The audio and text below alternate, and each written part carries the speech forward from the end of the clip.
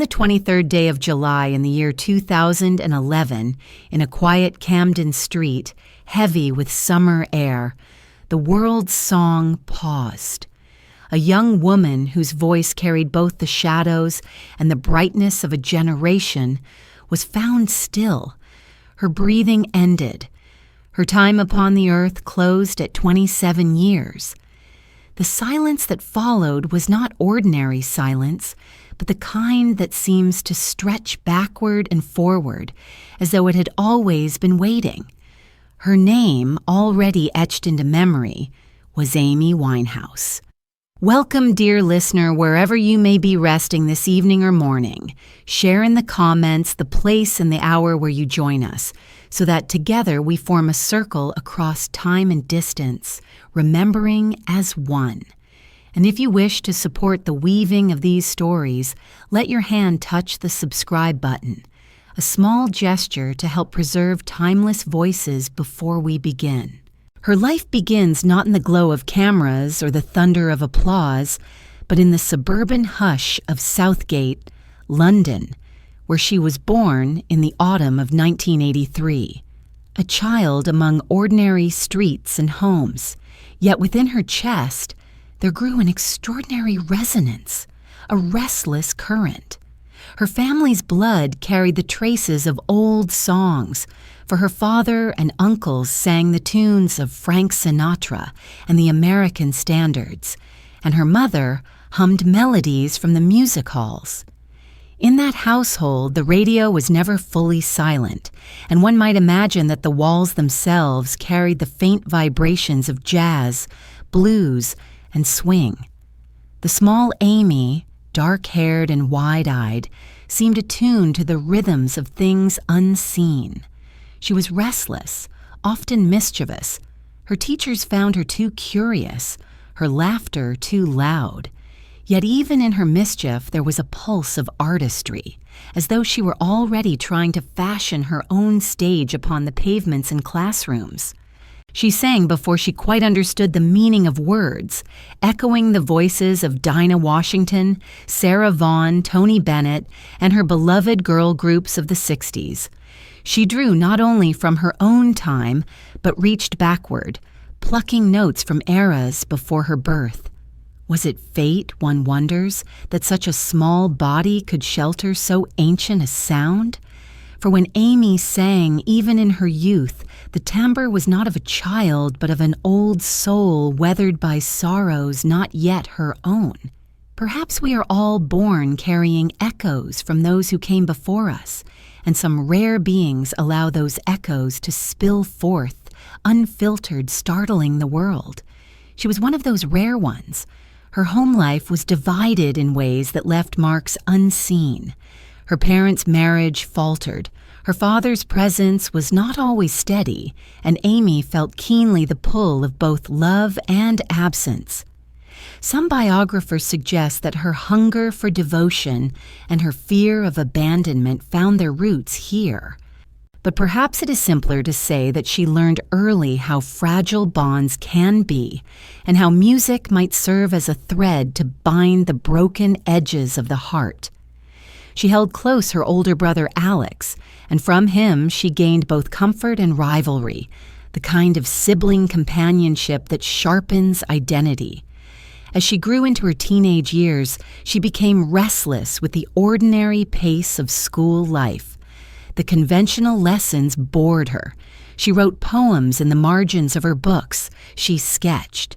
She made jokes that sometimes unsettled her teachers. Yet when she was accepted into the Sylvia Young Theatre School, the restless child found a stage that matched her hunger. Here was a place where her voice could be trained, where performance was not a disruption but a calling. Still, even there, she resisted the tidy molds. She wore her hair differently, her eyeliner boldly, her opinions loudly. She was dismissed once for lack of discipline, though later returned. It was never in Amy's nature to be molded. Her nature was to overflow. Her first guitar arrived when she was only a teenager, and with it she began to write her own songs. They were sharp, witty, self-revealing. One might imagine her sitting in her room, cigarette smoke curling into the air, pen scratching paper, guitar resting against her knees. Already she poured fragments of her life into lyrics, her friendships, her disappointments, her longings. If one listens closely to her earliest compositions, one can hear the premonition of later greatness, but also the tremor of future turbulence. For Amy did not write polite songs. She wrote the truth as it stung her, and truth seldom leaves one unscarred. In these early years, London's pulse also shaped her. The city was alive with music, from small, smoky jazz clubs to the restless beats of hip-hop and reggae flowing through its neighborhoods. Amy absorbed them all. She walked among the records of Nas, Lauryn Hill, and the old jazz singers, weaving them together inside her. It was as if she built a house with many rooms, where Ella Fitzgerald's voice might echo down one hall, while the raw verses of rap thundered through another, and in the center was her own voice rising, blending, reshaping. By the age of 16, she was already performing in small venues. Her voice startled those who heard it, husky, sensual, ancient, yet still fresh. Some compared her to Billie Holiday, others to Nina Simone, but in truth, her tone was too distinctive to be chained to comparisons. She was Amy, nothing less and nothing more. A record executive heard her through the introduction of a friend, and soon the machinery of the industry began to notice. Yet at this point, it was still the innocence of beginnings, when the stage was small and the stakes were not yet crushing. Her story in these early days is not yet tragic, but brimming with possibility. There is in recollection a sweetness to imagine her standing beneath dim club lights, microphone held loosely, hair not yet grown into the towering beehive, her laughter ringing between songs. She was unafraid, her words unpolished, her future unwritten. It is here that we see the contrast most clearly, the wide-open beginning against the narrow end we already know awaits. Such contrast makes the telling ache all the more. And so part one closes with the sound of a record needle scratching faintly in silence, an image of promise interrupted, as though the groove could not yet catch the song that was waiting to emerge. What if it had? What if the music had remained only music and not the net that would later ensnare her? Such questions linger, unanswered, as the record spins, waiting for the voice to return. The faint scratch of the record needle becomes, in the imagination, the sound of a stage light flickering, hesitating between brightness and darkness. In this half-glow, a figure waits, still young, her form not yet adorned with the signature beehive or the tattoos that later marked her body like inscriptions upon stone, but already there is the unmistakable aura of someone who cannot be contained. Amy Winehouse was stepping into her teenage years, and the stage was no longer a distant dream, but an immediate, burning need. The world outside may have seen a restless, opinionated girl, but within her she felt a gathering force that demanded expression, a voice she could neither quiet nor fully understand. At the Sylvia Young Theatre School, where she returned after her earlier dismissal, Amy continued to both shine and rebel. She was praised for her talent, but criticized for her unwillingness to follow rules. For she wore her hair and clothes as she pleased, arriving at lessons with a defiance that was equal parts charm and danger. Authority figures found her exasperating, yet fellow students often adored her, drawn to her mischief and confidence. She was already living as though life were a performance, and perhaps it was. Her laughter booming down corridors, her sly comments turning ordinary lessons into acts of comedy. Even then, her personality carried a duality, a magnetism that drew others near, and a sharpness that could cut them away. Music became her truest language.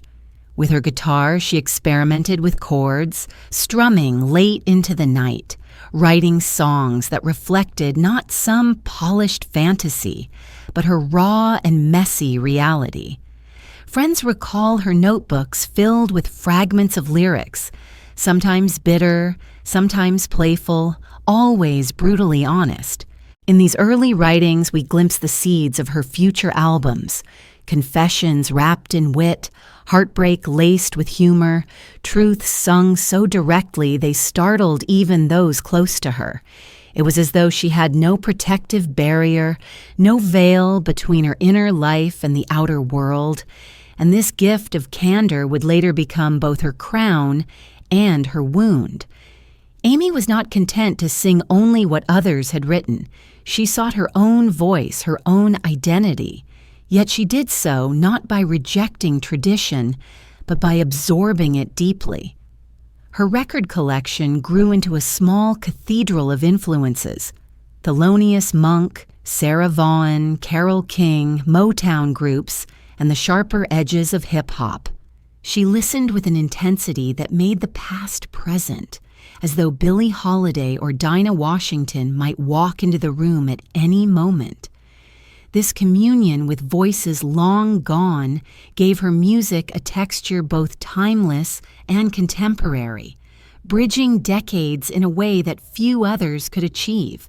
One can imagine her at 16, her hair tied loosely, eyeliner smudged, sitting cross-legged on the floor surrounded by these records.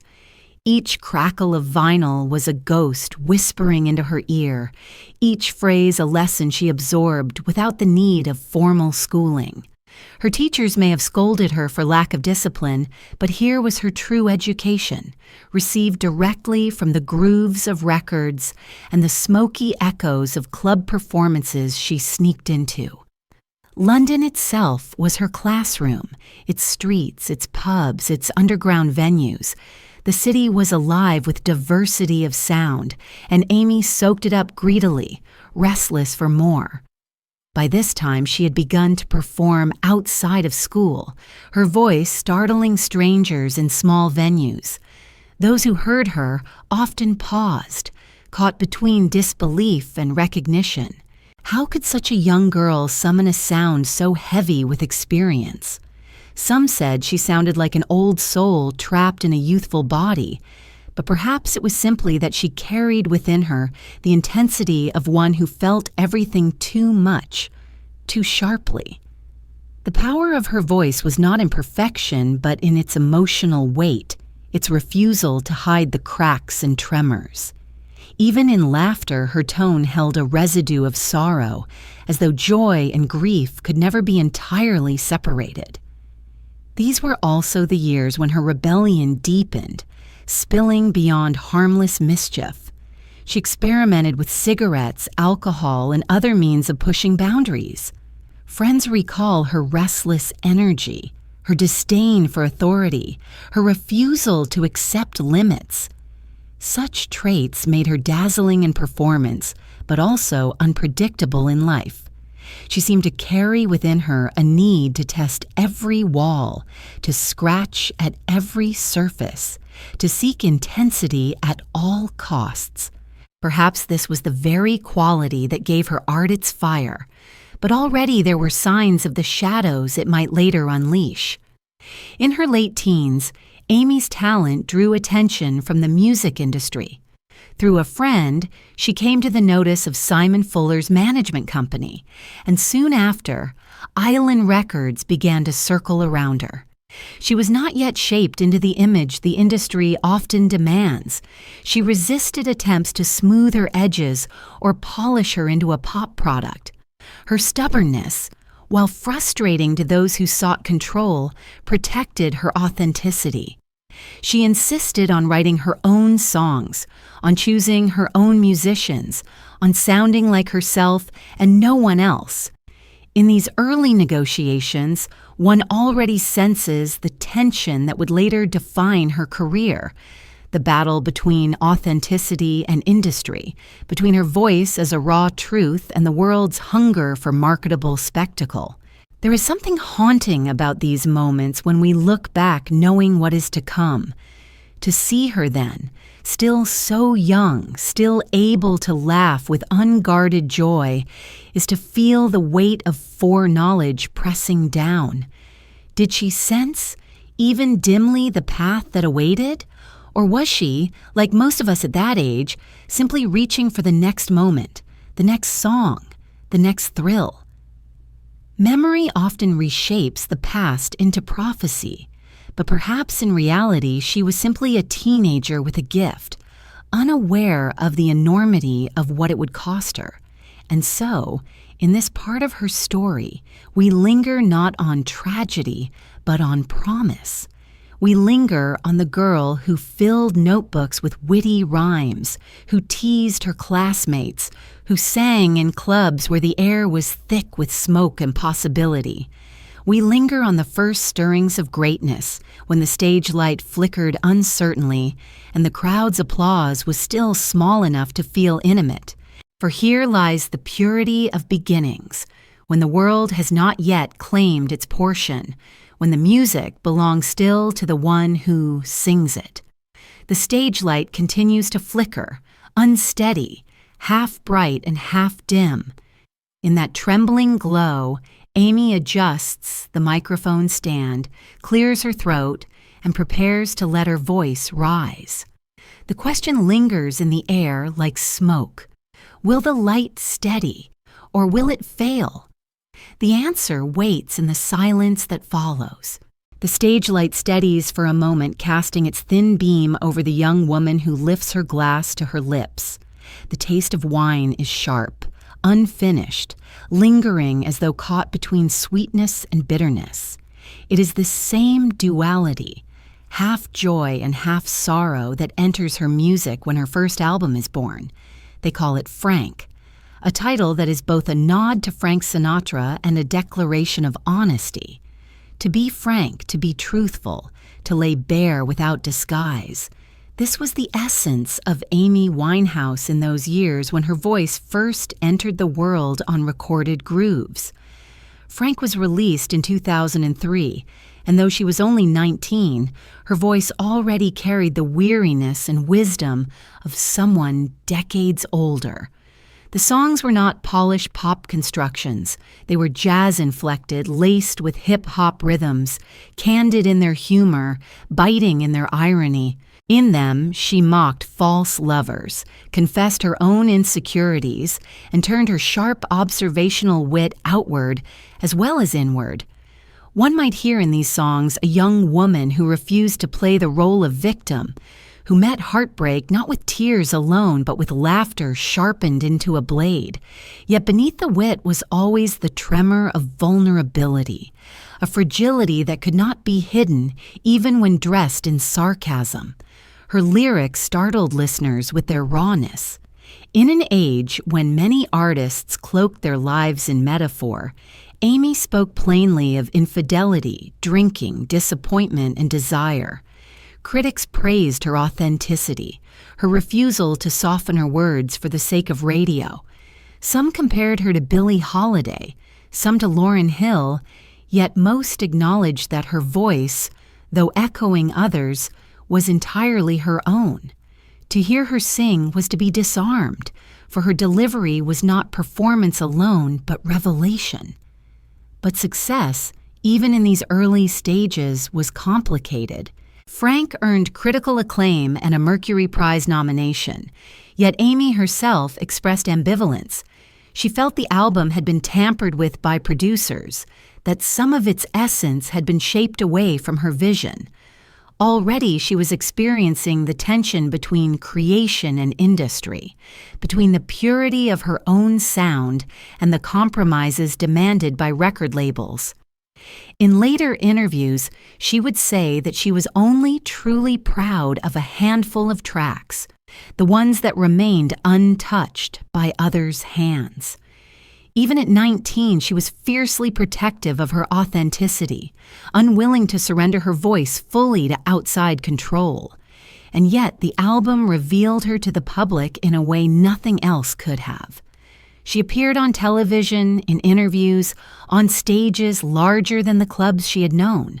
The world was introduced to Amy Winehouse, the young woman with the smoky voice, the wicked sense of humor, the eyeliner already drawn thick as a declaration. Audiences were charmed by her candor, sometimes startled by it. She spoke in interviews as she sang in songs, with a bluntness that could seem either refreshing or dangerous. She did not craft an image for the sake of politeness. She was herself, unvarnished, unafraid to mock even the music industry that was beginning to celebrate her. In these early years of recognition, her family watched with pride and with unease. Her father, Mitch, enjoyed her rising profile. Her mother, Janice, felt both admiration and concern. Friends saw that while fame offered opportunity, it also magnified her restlessness. For Amy was not one to be settled easily. She drank heavily, she smoked endlessly, she resisted schedules and obligations. Some nights she performed brilliantly, other nights she stumbled. She was young, gifted, but also already caught in the beginnings of a storm that would grow in power with each passing year. Still, in the atmosphere of Frank, there is more light than darkness. The songs capture a young woman finding her voice, playing with style, testing boundaries. To listen now is to hear laughter pealing through the smoke, to hear a singer still surprised by her own strength. The fragility is there, yes, but it is not yet dominant. The music holds a balance, irony and sincerity, pain and playfulness, pride and confession. Perhaps this is why the album continues to resonate. It is the sound of a door opening, the first breath of a career that would both dazzle and devastate. Some critics wondered if Amy Winehouse would endure, or if she would be a brief flicker, another talent noted and forgotten. Few could have predicted the intensity of what was to come, how her second album would carve itself into history. Yet even then, listening to her sing lines with such startling honesty, one might have sensed that this was no ordinary voice. This was not the kind of sound that fades with fashion. This was the kind of sound that leaves a mark, even if it carries the weight of destroying the one who bears it. What strikes us most, looking back on Frank, is how much of Amy's essence was already present. The themes that would later define her, love as obsession, self-destruction as confession, humor masking pain, were already there, woven into her youthful lyrics. It is as though the seeds of both triumph and tragedy were sown in those first recordings, waiting only to grow under the harsher lights of greater fame. And so the taste of wine lingers, unfinished, half sweet and half bitter, on the lip of the glass. The first album has been poured, consumed by critics and listeners, leaving Amy both celebrated and unsatisfied. She holds the empty glass in her hand, tilting it as though to see what might remain at the bottom. Nothing is left but residue, a faint scent, a memory of something already gone.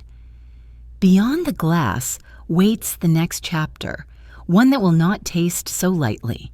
The sound that closes this part is not applause, but a whispered promise, carried in the smoke of a bar, a promise that sounds more like a curse. For into her life steps Blake Fielder Civil, and with him, love that would entwine itself with ruin. The whispered promise drifts in the dim air, carried like smoke curling above glasses left half empty on a table. It is not a promise of safety or serenity, but one heavy with the strange sweetness of danger, like the perfume of night flowers that bloom only in darkness.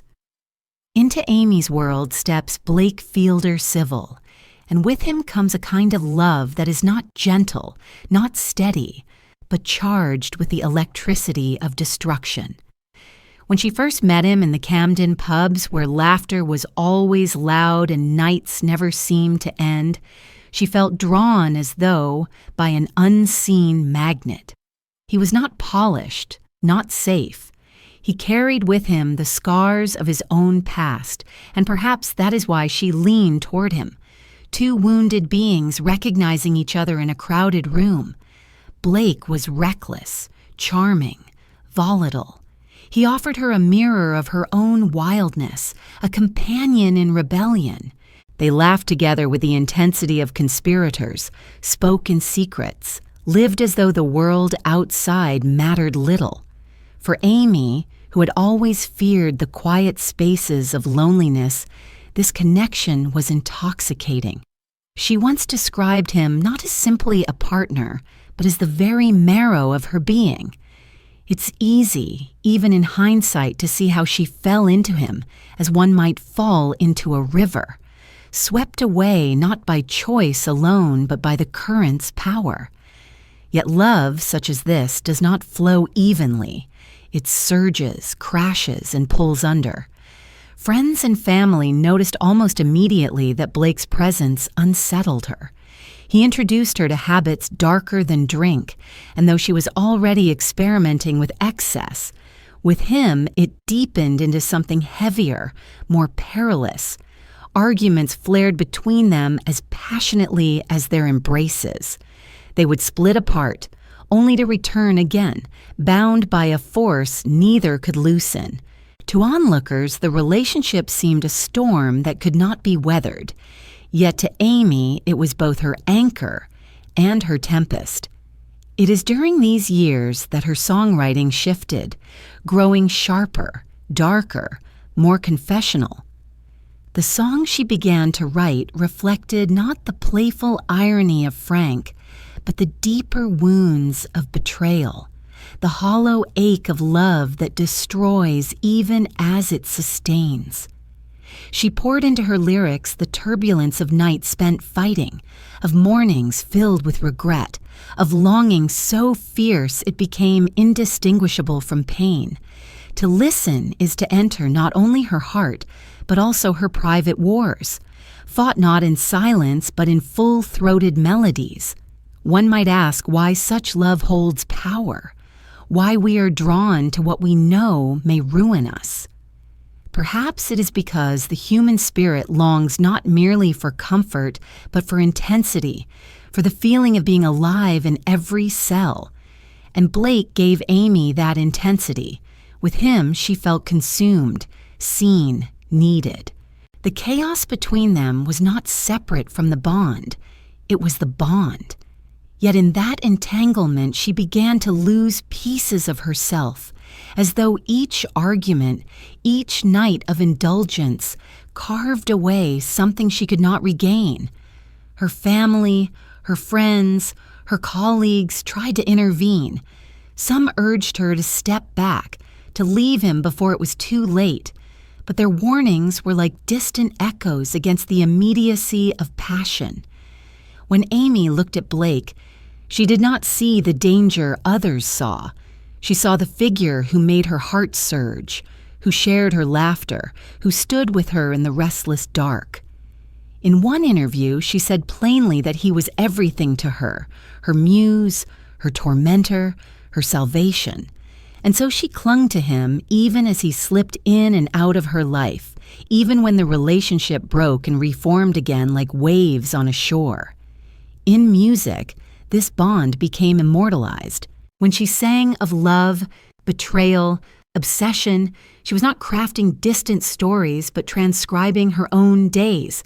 Her lyrics held names, faces, arguments. They were not polished fables but lived experiences, etched into melody. Blake's presence is woven through her most famous songs, a shadow behind the lines, a ghost who lingers even when not named. The world hearing these songs may not have known the full story, but they felt the authenticity, the weight of lived truth that made every note vibrate with conviction. Yet what music gained, her body and spirit paid dearly for. Nights grew longer, days shorter, addiction crept deeper, clothed in romance, disguised as bonding. There were moments of happiness, yes, when laughter filled rooms and tenderness softened their jagged edges, but those moments were fragile, easily shattered by quarrels or substances, and so the promise that had once felt intoxicating began to reveal itself as a curse, binding her not to safety, but to a spiral. Still, Amy was not only a woman in love, she was a woman determined to turn even her heartbreak into art. She did not shrink from her pain, but wrote it into songs that stunned with their honesty. To her, music was not an escape from life, but a mirror of it, reflecting everything without mercy. If her love for Blake was both her greatest joy and her deepest wound, then it was also her greatest muse. Out of the ashes of their turmoil would rise her most enduring work. The whispered promise that began this chapter does not fade. It lingers, repeating itself in her lyrics, in her choices, in her laughter that sometimes turned too quickly to tears. We, looking back, might wish to unbind her from it, to remove her from that dark orbit. But love, once sealed, is not easily unraveled. She carried him within her, even when apart, and the songs testify to that truth. And so this part of her life closes with that same whisper, now louder, tangled in the sheets of early morning, in the ashtrays of crowded rooms, in the silence after an argument. The promise still sounds like a curse, and from it rises a new chapter. The echo of a funeral organ chord begins to play, not yet resolved, for Amy is about to enter the making of her second album, a work born from the ashes of this very love, a work that would make her immortal and also hasten her undoing. The funeral organ chord lingers in the air, heavy and unresolved, as though suspended between mourning and celebration. It does not fade quickly, but stretches across the silence, settling like a shadow upon the room. In this darkness, Amy Winehouse found herself drawn backward into the music of other eras, into the voices of those who had sung of heartbreak long before her. She had always been a traveler across time, her record collection serving as her map. And now, in the wake of love's unraveling and the chaos of her days with Blake, she leaned fully into that older world. It was the world of the girl groups, of Motown harmonies, of the tragic heroines of jazz and soul. She listened to the Ronettes, to the Shangri-Las, to the voices that blended innocence with doom. She absorbed the plaintive calls of singers whose lyrics spoke of lost love, of devotion unreturned, of longing so great it became destructive. For Amy, these voices were not relics of a bygone time, but companions, guiding her, comforting her, teaching her how to turn her own wounds into anthems. She found in them a reflection of her own turmoil, as though the pain she felt was not hers alone, but part of a continuum that stretched across decades of song. It was during this period that she began to work closely with producer Mark Ronson, a man who, like her, carried a deep reverence for the past, yet sought to give it new shape. Together they began to craft what would become Back to Black, an album that would draw heavily on the sounds of the 60s, but carry within it the raw confessions of Amy's own present life.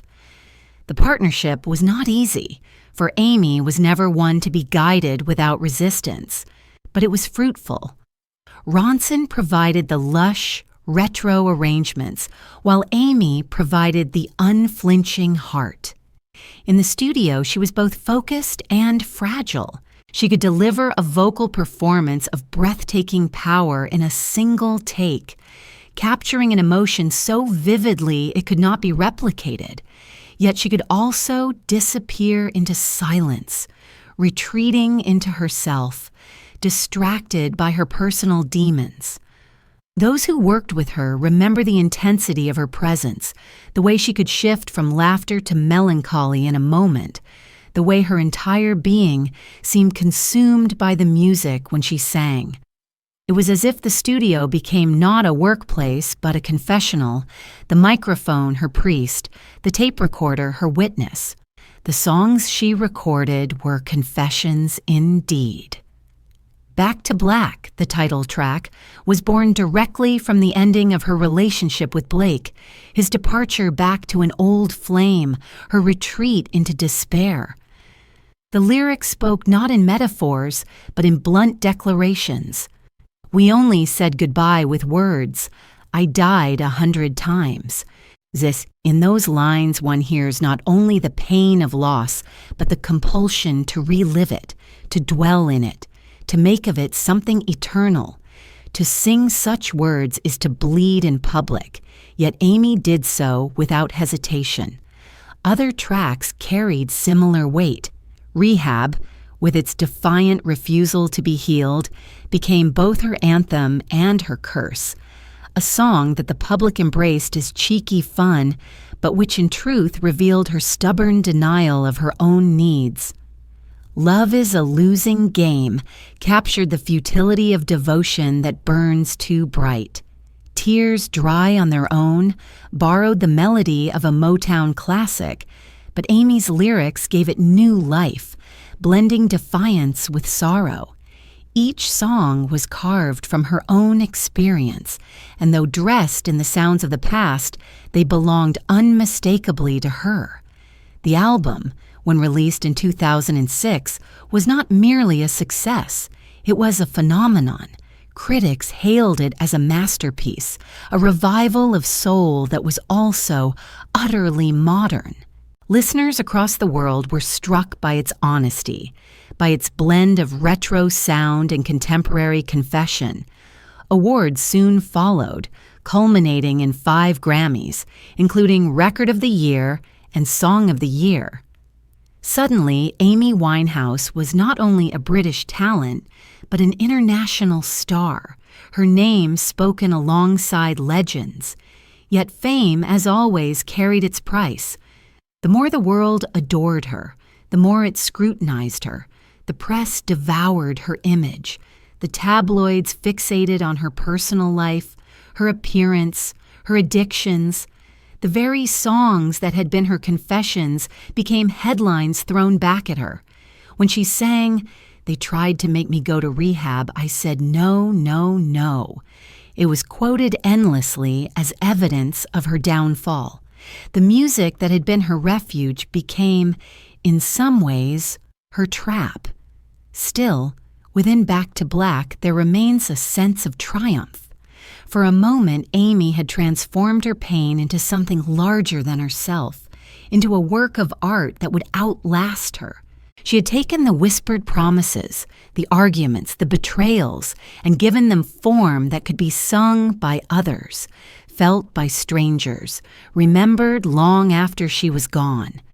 In those songs, she became part of the very lineage she had adored, joining the voices of those who had sung before her of love and loss. Listening now, one cannot separate the beauty of the album from the tragedy of what followed. It stands as both her greatest achievement and her undoing, the peak from which she would begin to fall. But in the moment of its creation, there was only the sound of her voice rising, supported by the echo of past eras, carried forward by arrangements that honored tradition while breaking new ground. It was a moment when the funeral organ chord that had hung unresolved seemed to find resolution, though the resolution was bittersweet, and yet, as with all chords, the echo lingers after the final note. The last track fades, the record spins, and still there is silence that feels unsettled. For while the album had brought her to heights of fame and recognition, it had also cemented the themes of her life in the public imagination: addiction, heartbreak, rebellion. The art had become prophecy, and prophecy would soon become life. The unresolved chord now shifts, not to silence but to the harsh brightness of a camera flash, sudden and blinding. It burns the eyes, leaves spots of blindness that linger long after the flash itself is gone. The next chapter will be lit not by the gentle glow of stage lights or the warm crackle of vinyl, but by the relentless glare of fame and the merciless pursuit of the paparazzi. The camera flash burns against the eyes, a sudden white flare that leaves spots of blindness floating in the vision, little ghosts of light that refuse to fade. Amy stands before the wall of flashes, her dark hair towering above her small frame, her eyeliner thick as ink drawn with a trembling hand, her tattoos gleaming under the false brightness. The crowd chants her name, the photographers shout for her to turn this way and that. The world clamors for more of the woman whose voice has pierced so deeply. She has won 5 Grammys. Her songs echo across continents. Her name is on every tongue. Yet in that moment of dazzling success, the shadows gather quietly behind the blaze. For the light of fame does not warm, it burns, it blinds, it consumes. Back to Black had carried her from the smoky clubs of Camden into the halls of the world's greatest stages. She was celebrated as the revival of soul, as the authentic voice of an age too often given over to glitter and emptiness. Critics praised her honesty, her vulnerability, her refusal to be smoothed into artifice. Yet the very qualities that made her beloved left her exposed. She had not built walls between her art and her life. She had laid herself bare, and now the world feasted on her wounds. When she sang of refusing rehabilitation, of love as ruin, of tears drying against her will, listeners heard not only songs but headlines, not only music but confession. The world embraced her as both a genius and a spectacle. And Amy, still young, still restless, did not know how to separate herself from that embrace. Some nights she basked in it, laughing, joking, deflecting the questions with humor. Other nights she shrank, overwhelmed by the scrutiny, retreating into substances that dull the noise but sharpen the silence. The emptiness that follows applause became heavier with each triumph, the hollow space inside growing wider, the louder the world's acclaim became.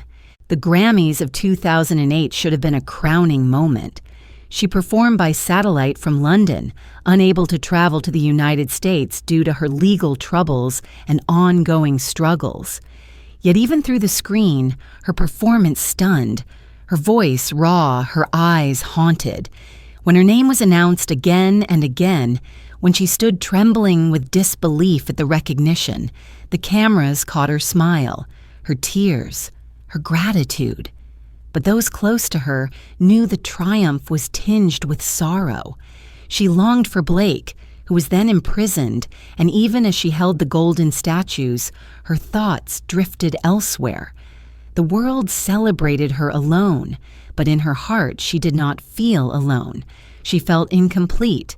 Fame, instead of offering protection, became its own cage.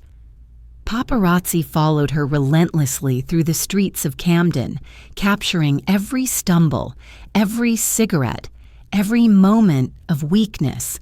She became tabloid property, her addiction photographed daily, her face splashed across covers with cruel headlines. The same society that had elevated her now consumed her like carrion, delighting in her unraveling as much as in her brilliance. To step outside her door was to be hunted. To remain inside was to be haunted. The glare of the camera flash was inescapable. Her music, which should have been her sanctuary, began to echo with the hollow ache of her life. Each performance carried the weight of expectation. Each song demanded her soul anew. She was celebrated as authentic, but authenticity is costly when one is bleeding. Her voice could still soar, but the strain of her body and spirit made it tremble more often. She loved to perform, yet dreaded it. She longed to sing, yet feared the judgment when her strength faltered. The paradox tightened around her like a snare. There were moments of joy in these years, fleeting but vivid. She laughed with friends in Camden pubs. She doted on her goddaughter Dionne Bromfield. She scribbled lyrics on scraps of paper. She could still be mischievous, still playful, still irreverent. In these moments, those who loved her caught glimpses of the Amy they had known before fame's weight bore down.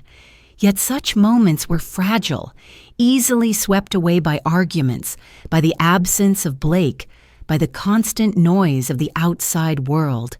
It is easy, looking back, to see how the blinding light of fame carried within it the seeds of destruction. But perhaps the more haunting truth is that Amy herself often seemed to know. She once said in an interview that she feared the music would kill her, that she was not sure how long she could endure.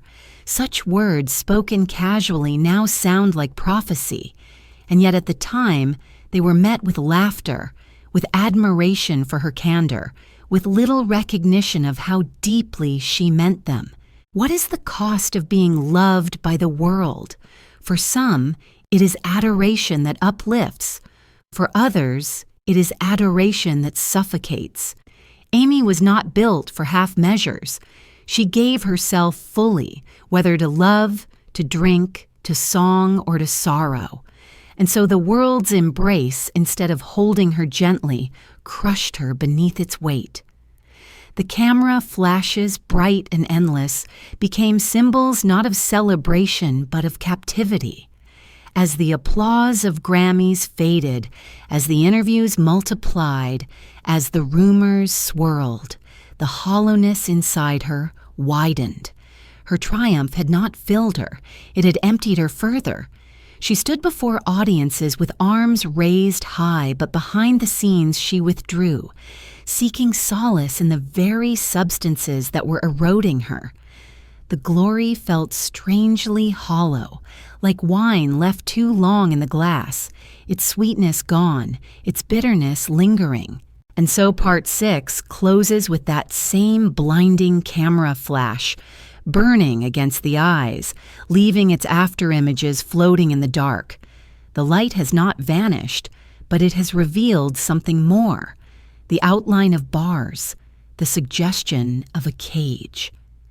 The next chapter begins with the sound of rustling newspaper pages in a lonely room, each headline a mirror of her decline, each word a weight pressing further upon her spirit. The rustle of newspaper pages fills a quiet room, the sound sharp in its loneliness, like dry leaves stirred by an unseen wind. Headlines stare back from every sheet, her name printed in bold, her face captured at angles unflattering, her struggles made into spectacle.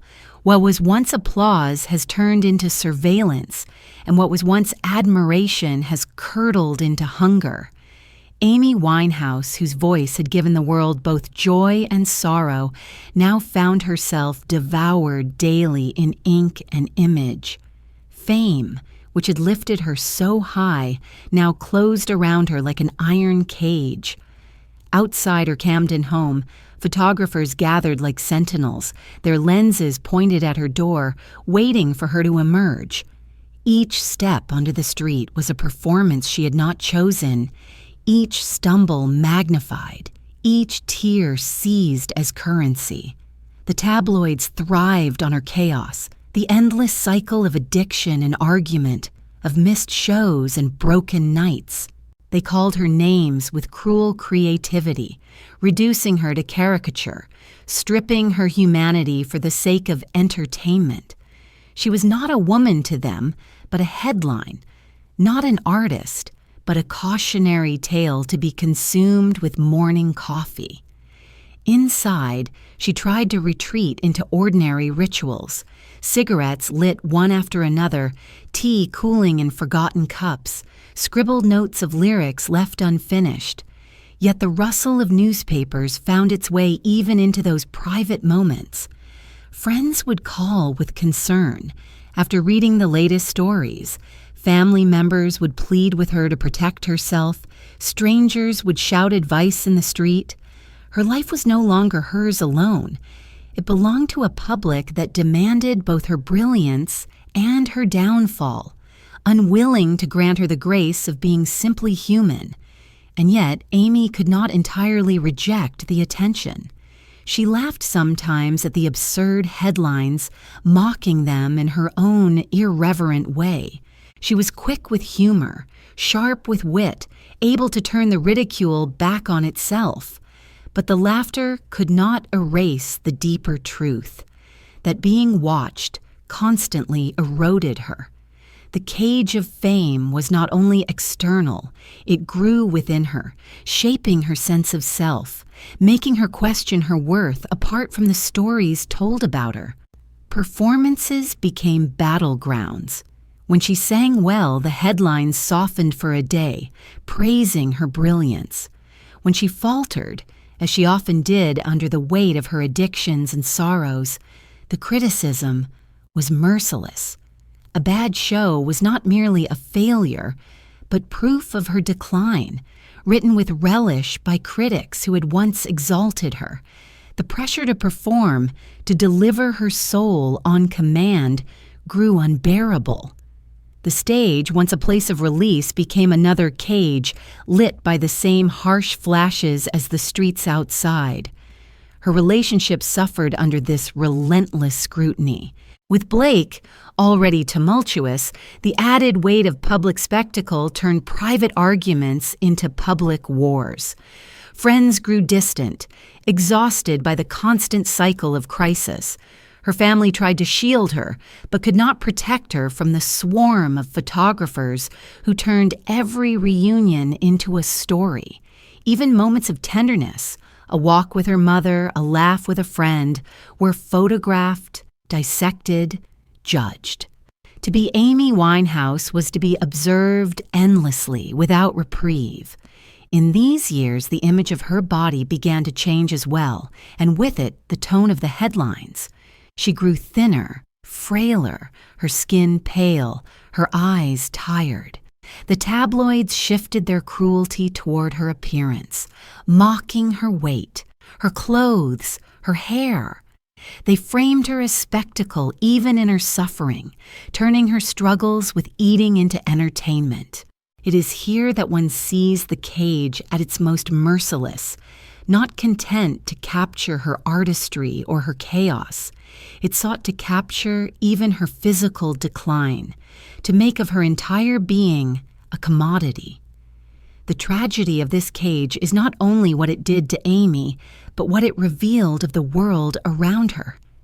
For while many grieved her decline in private, the collective appetite for her destruction was undeniable.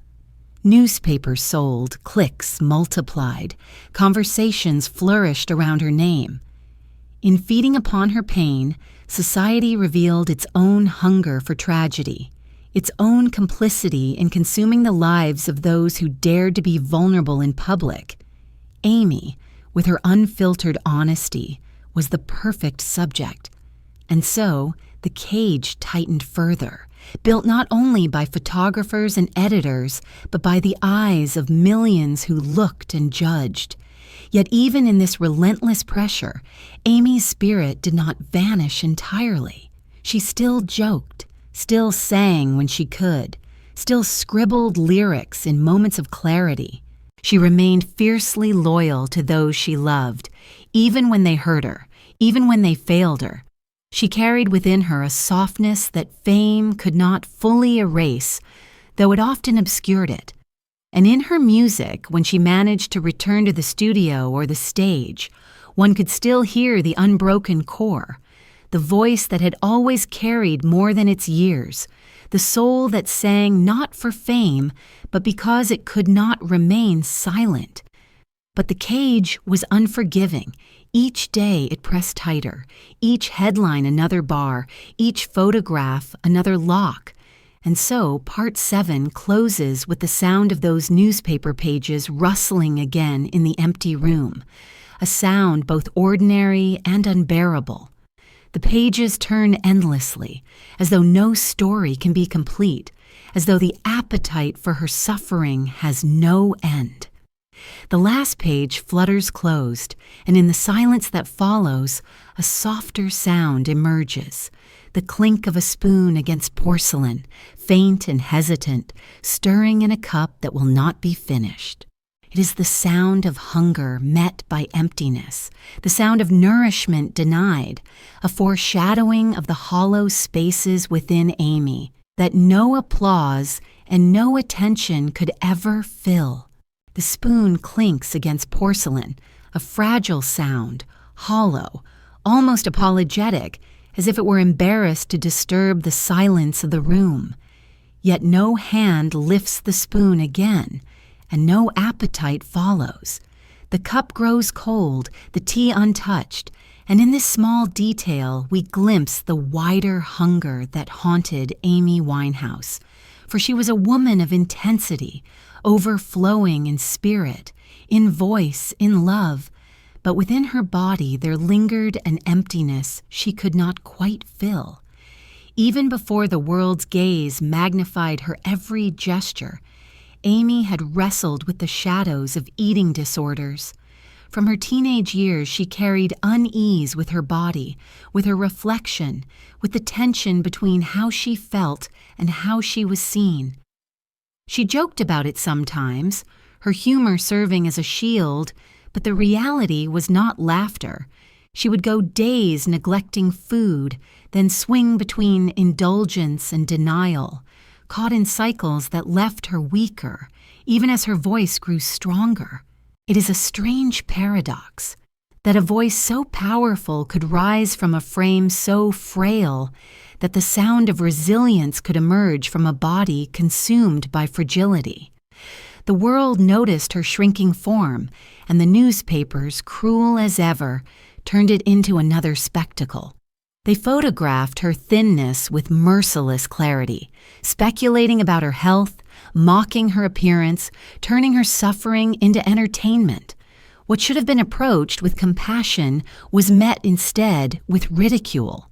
And yet behind the images lay the truth of her own battles, private and relentless, between nourishment and emptiness, between strength and depletion. Her friends and family spoke at times of their worry, urging her to care for herself, to eat, to rest. But Amy, stubborn and self-willed, brushed away their concerns, insisting she was fine. Perhaps it was pride, perhaps denial, perhaps the inability to face the deeper causes of her struggle. For eating disorders are rarely about food alone. They are about control, about self-image, about the weight of expectation pressing inward. For Amy, who felt so little control over the chaos of fame, perhaps the body became the one battlefield where she could exert power, even if the victory was hollow. And yet, when she sang, none of this frailty could silence her. The contrast was striking. A figure so delicate, so diminished, opening her mouth to release a sound that shook rooms, that commanded attention, that seemed to come not from her small body but from some place beyond it. To witness her sing in those years was to witness the mystery of art itself, the way the human spirit can transcend the body, the way sound can outlast breath. Perhaps it was this very contrast that made her performances so moving. Audiences could not help but sense the precariousness of it, the way her voice seemed to triumph over a body that might collapse at any moment. But triumph came at a cost. Each performance drained her further. Each tour left her more fragile. The demands of the industry did not relent simply because she was unwell.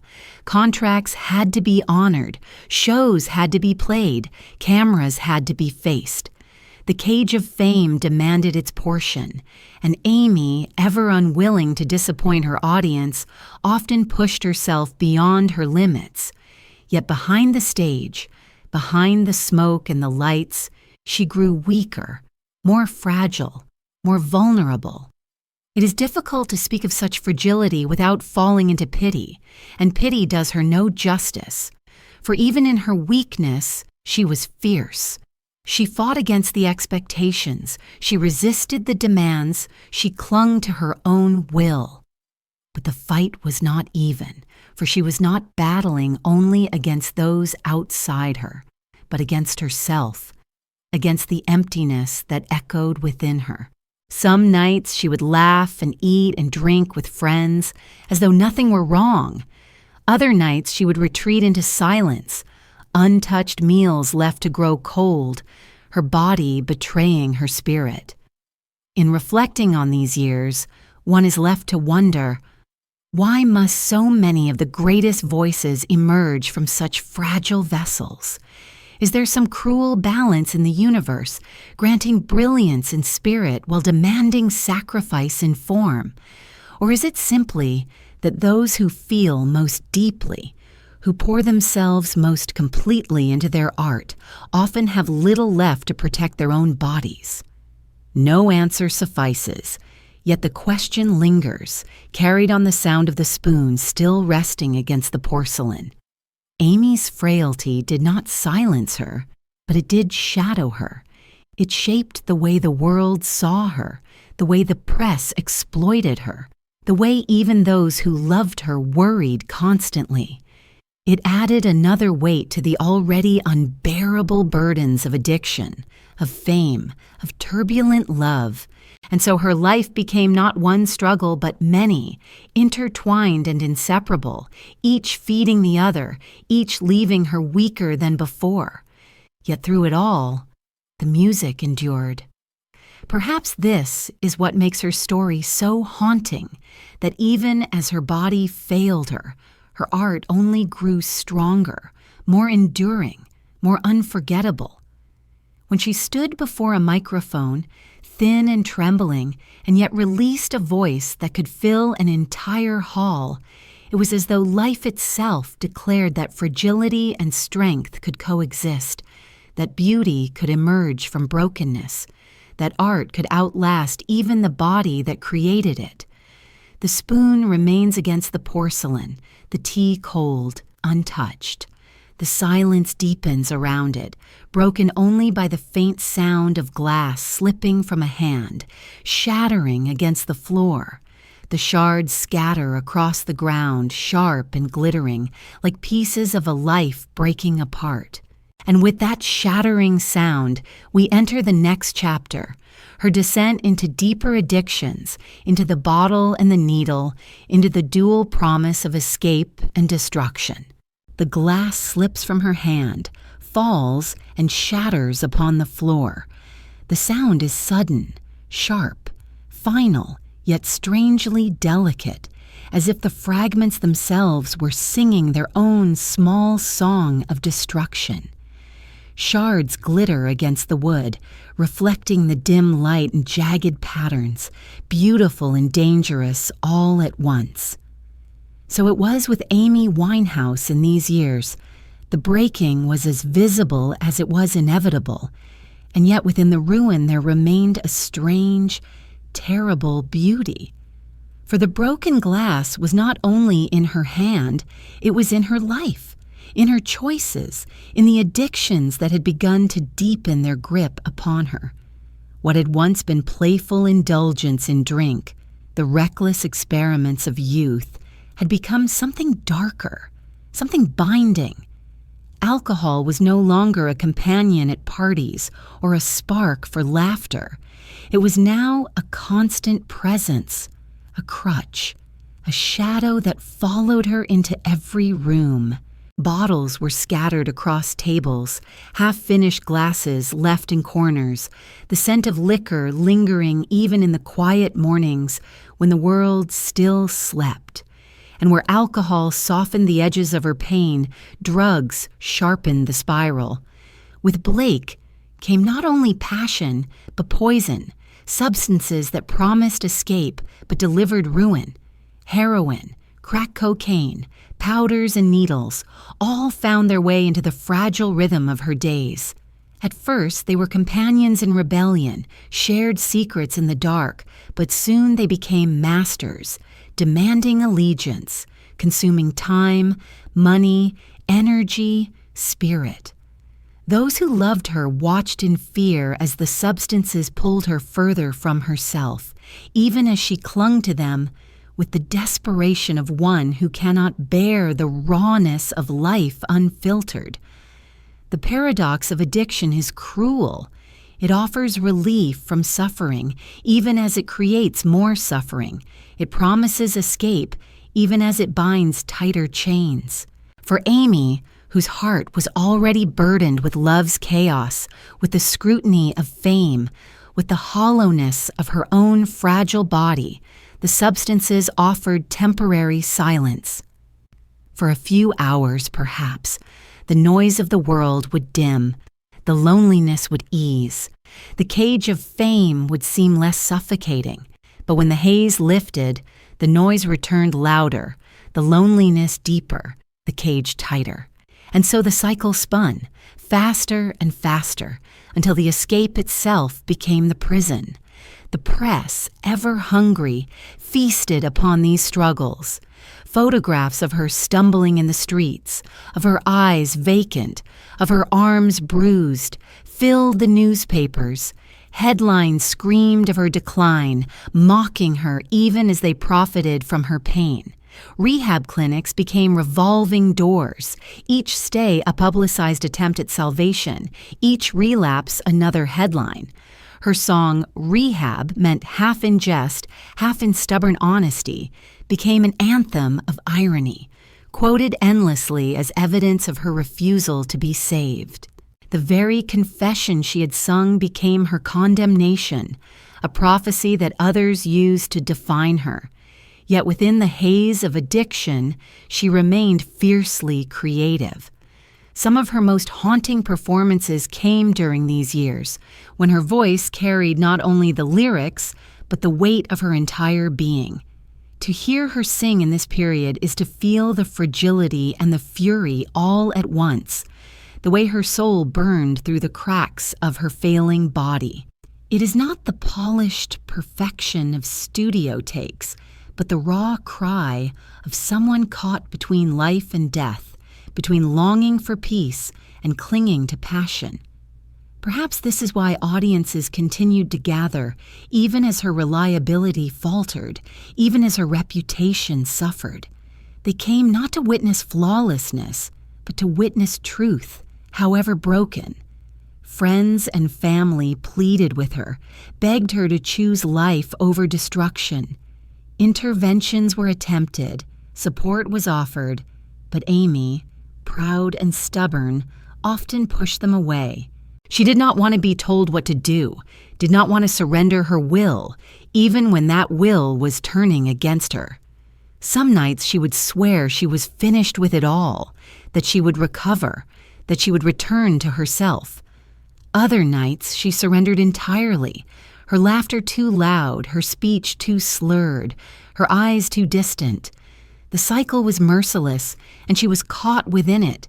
It is tempting, in telling this part of her story, to speak only of despair, but within the despair there remained flashes of light. She was not only a figure of addiction, she was still Amy, still capable of tenderness, of humor, of kindness. She loved deeply, cared for her goddaughter, found joy in simple moments when the chaos briefly receded.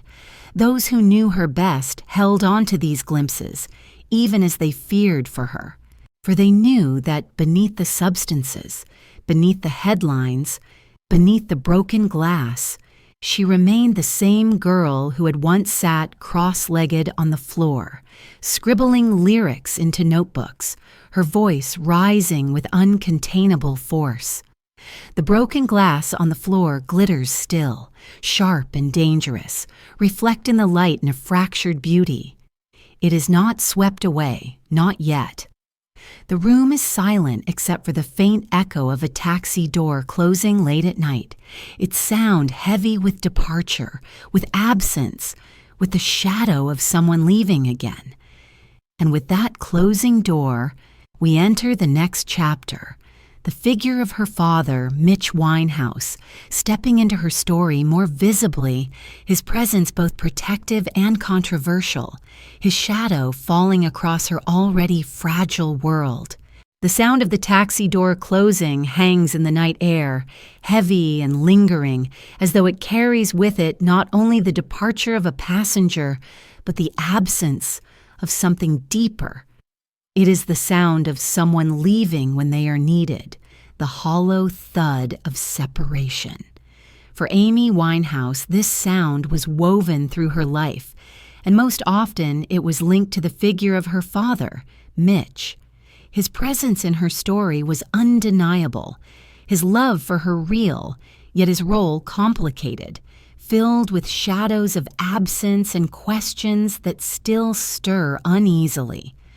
From her childhood, Amy adored her father. She was his little girl, full of laughter and mischief, eager for his attention, longing for his approval. He introduced her to the voices of Sinatra, Bennett, and the American Songbook, shaping her earliest tastes, guiding her toward the old standards that later infused her own style. But Mitch, as a younger man, was not always steady.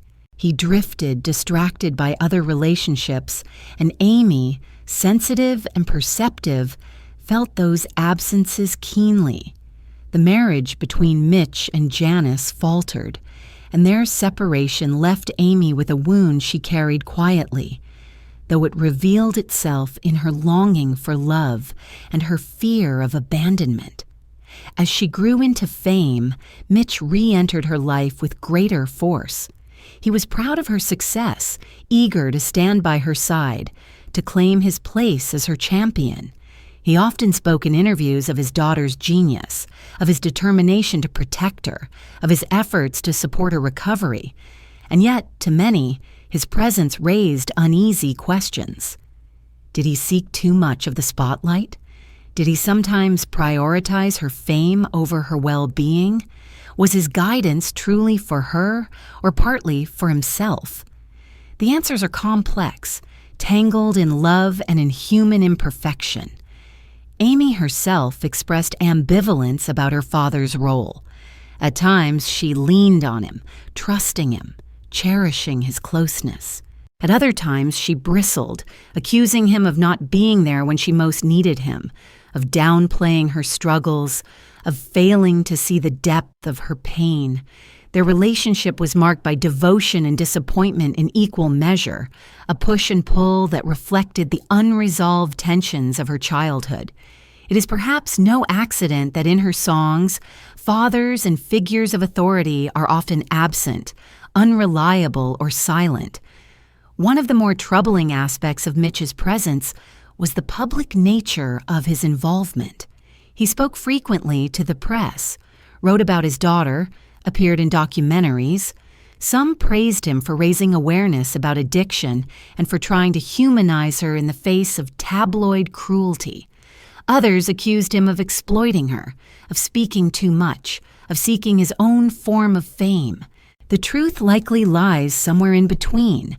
A father both loving and flawed, both protective and needy, both devoted to his daughter and shaped by the pull of the same public gaze that consumed her.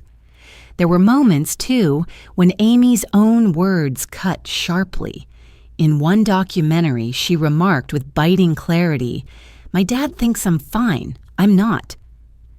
That statement, simple and devastating, revealed the gap between her inner reality and the reassurances she sometimes received.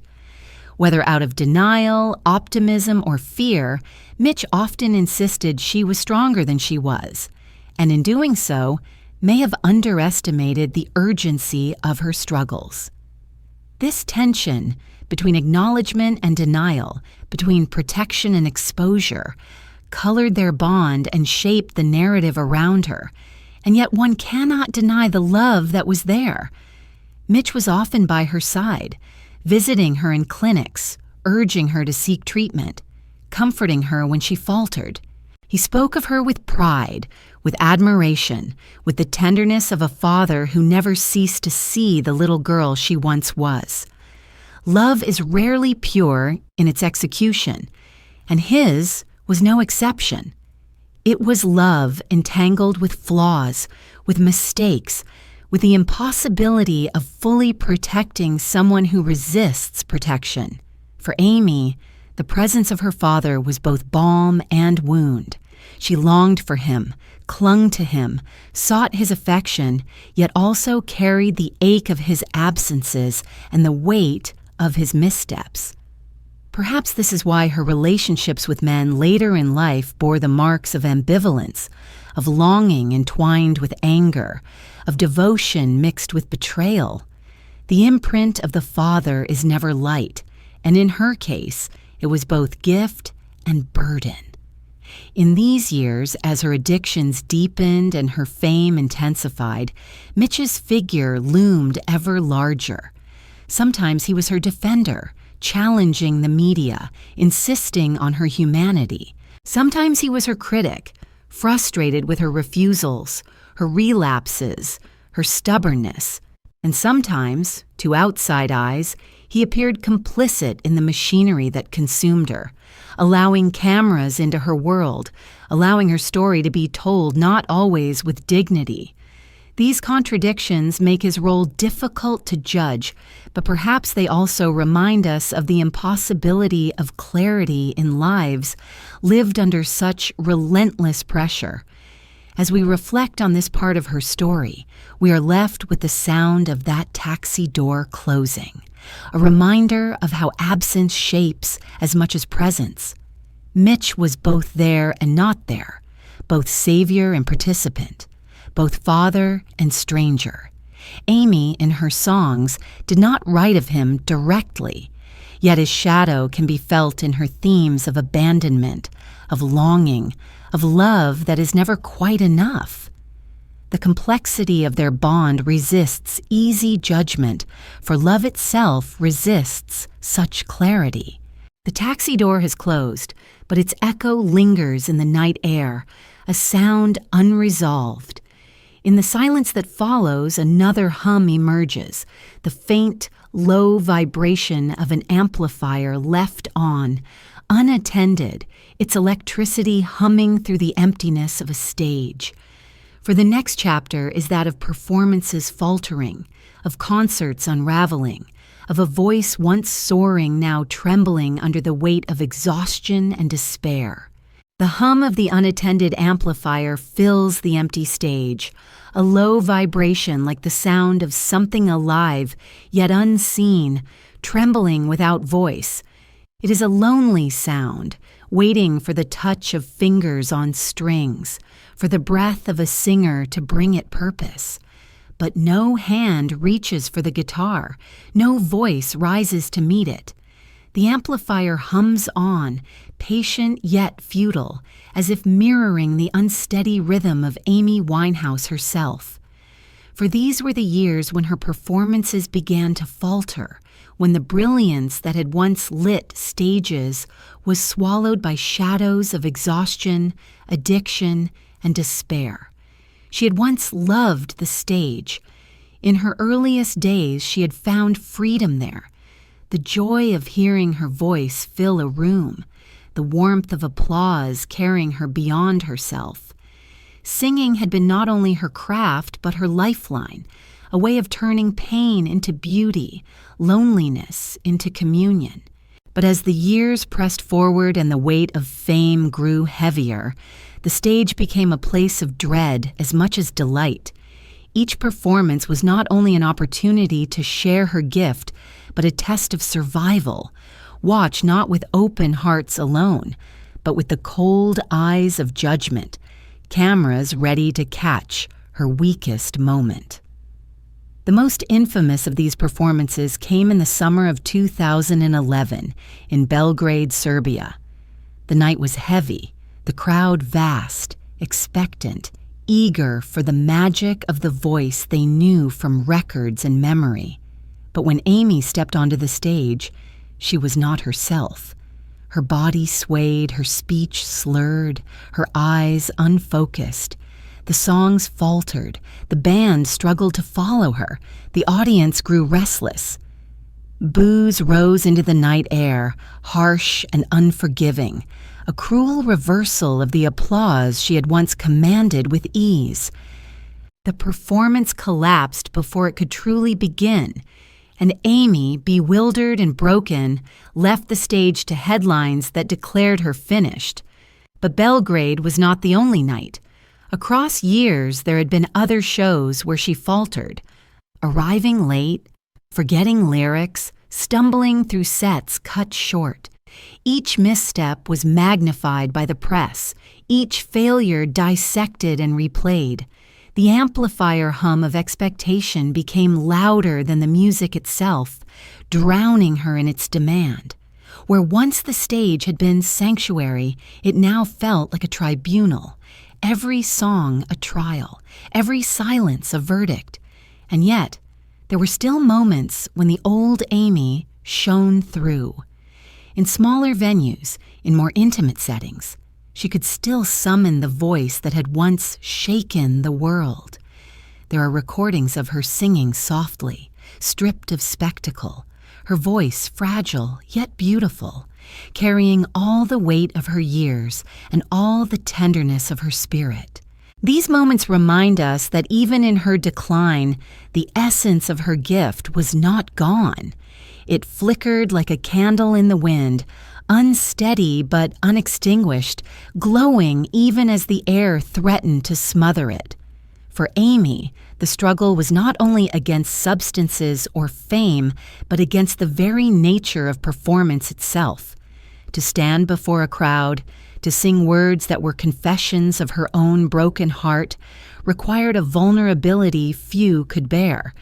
And when the world turned those confessions into headlines, into ridicule, the act of singing became unbearable.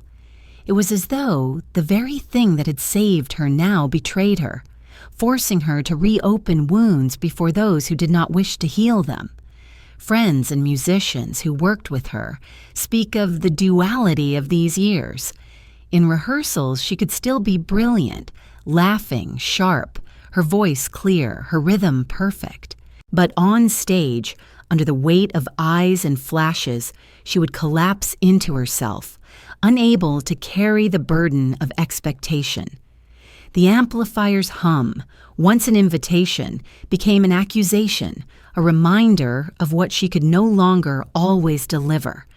The audience, too, was divided. Some remained loyal, cheering her no matter what, holding on to the memory of the greatness they had once witnessed. Others grew impatient, angry, unforgiving. The culture of consumption demanded perfection, demanded that she give herself fully even when she had nothing left to give. In this way, each failed performance became not only a personal heartbreak, but a public spectacle. Another nail in the coffin of her reputation, another headline for the morning papers. And yet, one must ask, why did she keep trying? Why did she continue to step onto stages when she must have known the risk of failure? Perhaps because she could not stop. Music was not only her career, it was her essence. Even when broken, she longed to sing, longed to share, longed to find again the communion that had once saved her. Each attempt, however faltering, was an act of courage, a refusal to surrender entirely. For even in collapse, there is defiance. Even in failure, there is testimony. The hum of the amplifier still fills the empty stage, vibrating through the silence. It is both a reminder of absence and a promise of possibility, a sound that waits endlessly for the voice that may never return. In this sound, we hear the ghost of performances unfinished, the ache of songs begun but not completed, the longing of an artist who wanted to sing but could not always find the strength. And so Part 11 closes with that hum, low and steady, unanswered. The lights of the stage dim, the audience gone. the instruments left alone. Beyond the closed doors of the venue, blinds are drawn over a window, dust swirling in the sliver of light that enters the room. It is a retreat into silence, a withdrawal from the noise, as Amy seeks refuge from the very stage that once gave her freedom. The blinds are drawn and the room falls into a half-darkness, where the dust drifts lazily in a thin beam of light, each particle suspended like a slow procession of tiny ghosts. The world outside continues with its noise, the press with its chatter, the fans with their longing. But here, behind the blinds, there is only stillness. Amy retreats into these spaces often now, as if hiding from the very life that once thrilled her. Silence becomes her chosen companion, though it is not always kind. For silence, like fame, can weigh heavily. It brings with it every memory, every regret, every doubt that the noise of performance once drowned out. She tries in these withdrawn moments to mend herself. Rehabilitation clinics are entered with hope, with promises, with the solemn words of doctors and the quiet encouragement of family. Friends speak of her willingness at times, her genuine attempts to follow guidance, her efforts to cleanse body and mind. But each effort feels incomplete, each retreat from addiction temporary. For though her spirit longed for freedom, the hooks of her dependencies were deep, and the cages built around her by fame and love made escape feel impossible. She left clinics early, resisted programs, laughed off the stern warnings of physicians. Her rebellion, so much a part of her identity, turned against her here. To be told what to do, even for her own salvation, was to provoke her stubborn refusal. And yet, there were moments of sincerity in these retreats. Moments when she played quietly with her goddaughter, her laughter soft and unforced. Moments when she sat at the piano, scribbling words that hinted at new music, even if unfinished. Moments when she listened to old records in solitude, swaying gently as though trying to remember who she had been before the storm. In these fragile glimpses, one sees a soul trying, however haltingly, to find rest, to recover what had been lost. But the blinds, once drawn, cannot keep out the world forever. Outside, cameras waited, newspapers speculated, voices judged. Even in retreat, she was pursued. The silence she sought was invaded by the noise of others, their interpretations of her recovery, their doubts, their accusations. Privacy was an illusion, and without it, healing remained incomplete. Every attempt to step back was turned into another story, another performance, another chapter in the narrative others insisted on writing for her. Her family did what they could, but even their presence brought contradictions. They longed to protect her, yet they too were caught in the gaze of the media, their actions scrutinized, their motives questioned. Her father visited often, urging her forward, while her mother, quieter, offered steady love without fanfare. Friends came and went, some offering true support, others pulled by the orbit of her fame. In such an environment, trust was fragile, easily broken. And without trust, recovery was fragile too. Amy herself oscillated between hope and despair. On some days, she spoke of new projects, of music yet to be made, of travels she wished to take. On others, she sank into silence, her body heavy, her eyes distant, her voice quieted. Addiction's cycle is cruel, convincing its victims that they are free even as it tightens its hold. Each attempt to break free left her weaker, each relapse heavier with shame. And yet she kept trying, if only in fragments, as if some part of her still believed in the possibility of peace. The house in Camden, where she often withdrew, became both sanctuary and prison. Within its walls, she could shut out the flashes, the headlines, the relentless demands. But within its walls, she also faced herself, her loneliness, her hunger for love, her dependence on substances. The blinds kept the world out, but they also kept her in, trapped in cycles that repeated endlessly. The dust swirling in the light was a reminder of stillness, but also of stagnation, of time passing without change. And yet we must not see only despair. There was tenderness, too, even in her retreat. She cared for her goddaughter with devotion, mentoring her musically, guiding her with a seriousness that revealed Amy's capacity for nurture. She spoke with warmth of the music she still loved, of the artists who inspired her, of the small joys that still touched her heart. Even in seclusion, her spirit had not gone silent.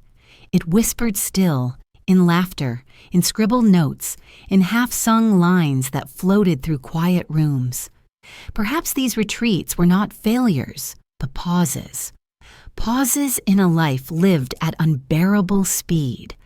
Pauses that offered glimpses of what might have been if the world had granted her more time, more patience, more peace.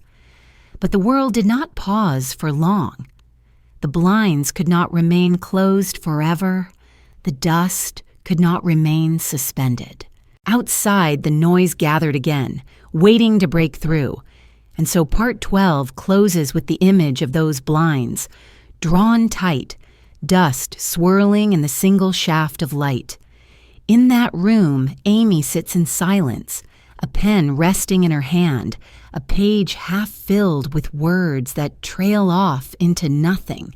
The silence is heavy, yet within it there is still possibility, the faintest hint of hope not yet extinguished. But as the stillness deepens, another sound emerges, the steady ticking of a clock without hands, marking time that cannot be measured, echoing toward the faded number that has claimed so many before. The clock without hands ticks steadily, its sound unrelenting, a hollow rhythm marking time that cannot be seen, yet presses upon the air with weight.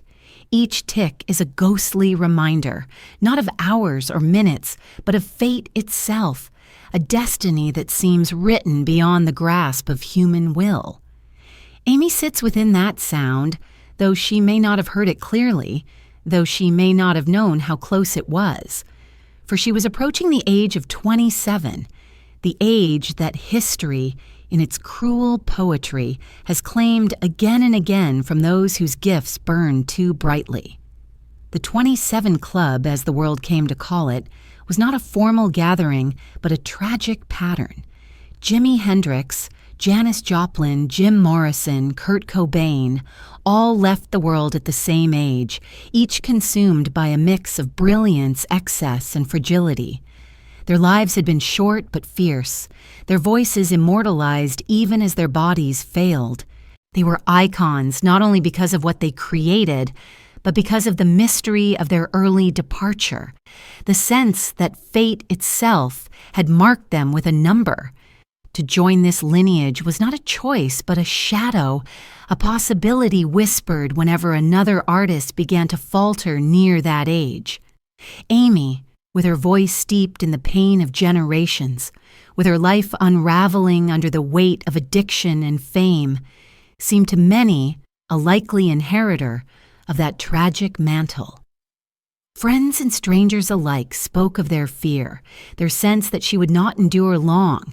The press, cruel in its appetite, speculated openly, turning her decline into prophecy. And perhaps Amy herself, in some dim corner of her awareness, felt the pull of that number, the ticking of that handless clock. For she often spoke of not expecting to live long, of sensing her own fragility, of laughing off her future as though it were a story already written. Yet what does it mean to be 27? For most, it is still youth, still a time of becoming, still the threshold of possibilities. But for those whose lives are lived at the pace of storms, 27 can feel ancient, exhausted, heavy with too much experience. Amy had lived more in her years than many live in decades. Love that scorched, fame that suffocated, addictions that consumed, music that immortalized. Perhaps the body, the spirit, could not bear such intensity beyond that age. Or perhaps the age itself was not magic, not curse, but coincidence given meaning by repetition. The truth remains uncertain, as mysterious as the clock without hands. To reflect on Amy's place in this lineage is to see both connection and difference. Like Hendrix, she was a virtuoso of sound, bending tradition into something new. Like Joplin, she carried the raw ache of blues in every note, unfiltered, unrefined. Like Morrison, she lived as though rules did not apply, driven by rebellion, seduced by chaos. Like Cobain, she resisted fame even as it consumed her, longing for authenticity in a world that demanded performance. Yet she was also herself, unique in her mixture of jazz, soul, and modern candor, unique in the vulnerability she laid bare, unique in the particular sorrows that shaped her. The club she entered was not one she chose, but one that claimed her nonetheless, binding her name to theirs in the annals of tragedy. The fascination with the 27 Club is not only about death, but about what might have been. What music was left unwritten? What growth left unformed? What would Amy have created had she lived to 30, to 40, to beyond? Would her voice have deepened into something new, her lyrics broadened into other themes, her artistry expanded into further brilliance? The unanswerable nature of these questions fuels the myth, but it also deepens the sorrow. For we are left not only with what she gave, but with the endless silence of what she never had the chance to give. And yet there is another way to see it. Perhaps 27 was not the end, but the crystallization, the moment when everything she was, all her brilliance and all her suffering, condensed into the work she left behind. Her 2 albums stand as monuments, complete in their own right, resonant enough to echo for generations. Perhaps the brevity of her life magnifies the intensity of her legacy, ensuring that she is remembered not for decline, but for brilliance, not for silence, but for song. The clock without hands ticks on, but within that ticking, there is no diminishment of her voice. In these reflections, one senses the duality of her fate. To be bound to the 27 Club is both to be honored and to be mourned, to be remembered among legends and to be pitied among losses. Amy's place in it ensures her immortality and cultural memory, yet also locks her forever into a narrative of tragedy. She becomes not only herself, but a symbol, not only a woman, but a myth. And myths, while eternal, often obscure the tender reality of the person who lived, laughed, wept, and longed like any other. The clock without hands continues its hollow ticking, marking time not in hours but in inevitabilities. And as its sound fades into the silence of the room, another sound arises. Footsteps on wet cobblestones, echoing through Camden's narrow streets. Each step a reminder of the neighborhood that shaped her, the place she called home, the stage of her daily life. Into those streets we follow, into the pubs, the murals, the damp London nights where her presence lingered even when she wished to disappear. The footsteps fall softly on wet cobblestones, their echo carrying through the narrow streets where lamplight glistens on the sheen of rain. Camden at night holds a certain damp magic, its pubs alive with chatter, its market stalls silent under canvas, its walls painted with the ghosts of music past.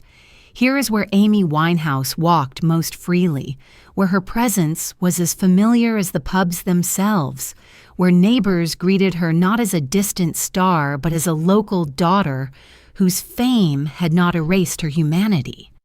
Camden was her sanctuary, and yet, like all sanctuaries, it could also become a trap. She loved these streets. She drank in the pubs with friends. She mingled with musicians and strangers alike. She laughed loudly across bar tables and leaned on jukeboxes as though the night had no end. To see her in Camden was to see her in her element, unguarded, unpretentious, rooted. She had bought her home here, not in the polished enclaves of London's elite, but in this patch of grit and history where she felt most herself. The locals did not stare at her with celebrity awe, but with the knowing eyes of familiarity. She was Amy, the girl who grew up among them, even as her name spread far beyond. Camden itself seemed to mirror her contradictions. By day it was colorful, bustling with tourists, its markets overflowing with clothes and curiosities, its music shops humming with hidden treasures. By night it was darker, a place of smoke-filled bars, secret corners, whispered deals. Joy and danger coexisted here, just as they did within her.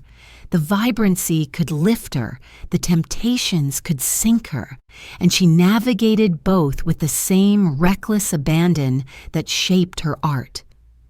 Within the pubs of Camden, her voice often rose unannounced. She might take the microphone during a casual evening, singing not for fame but for the joy of it, surprising the gathered crowd with the raw intimacy of her sound.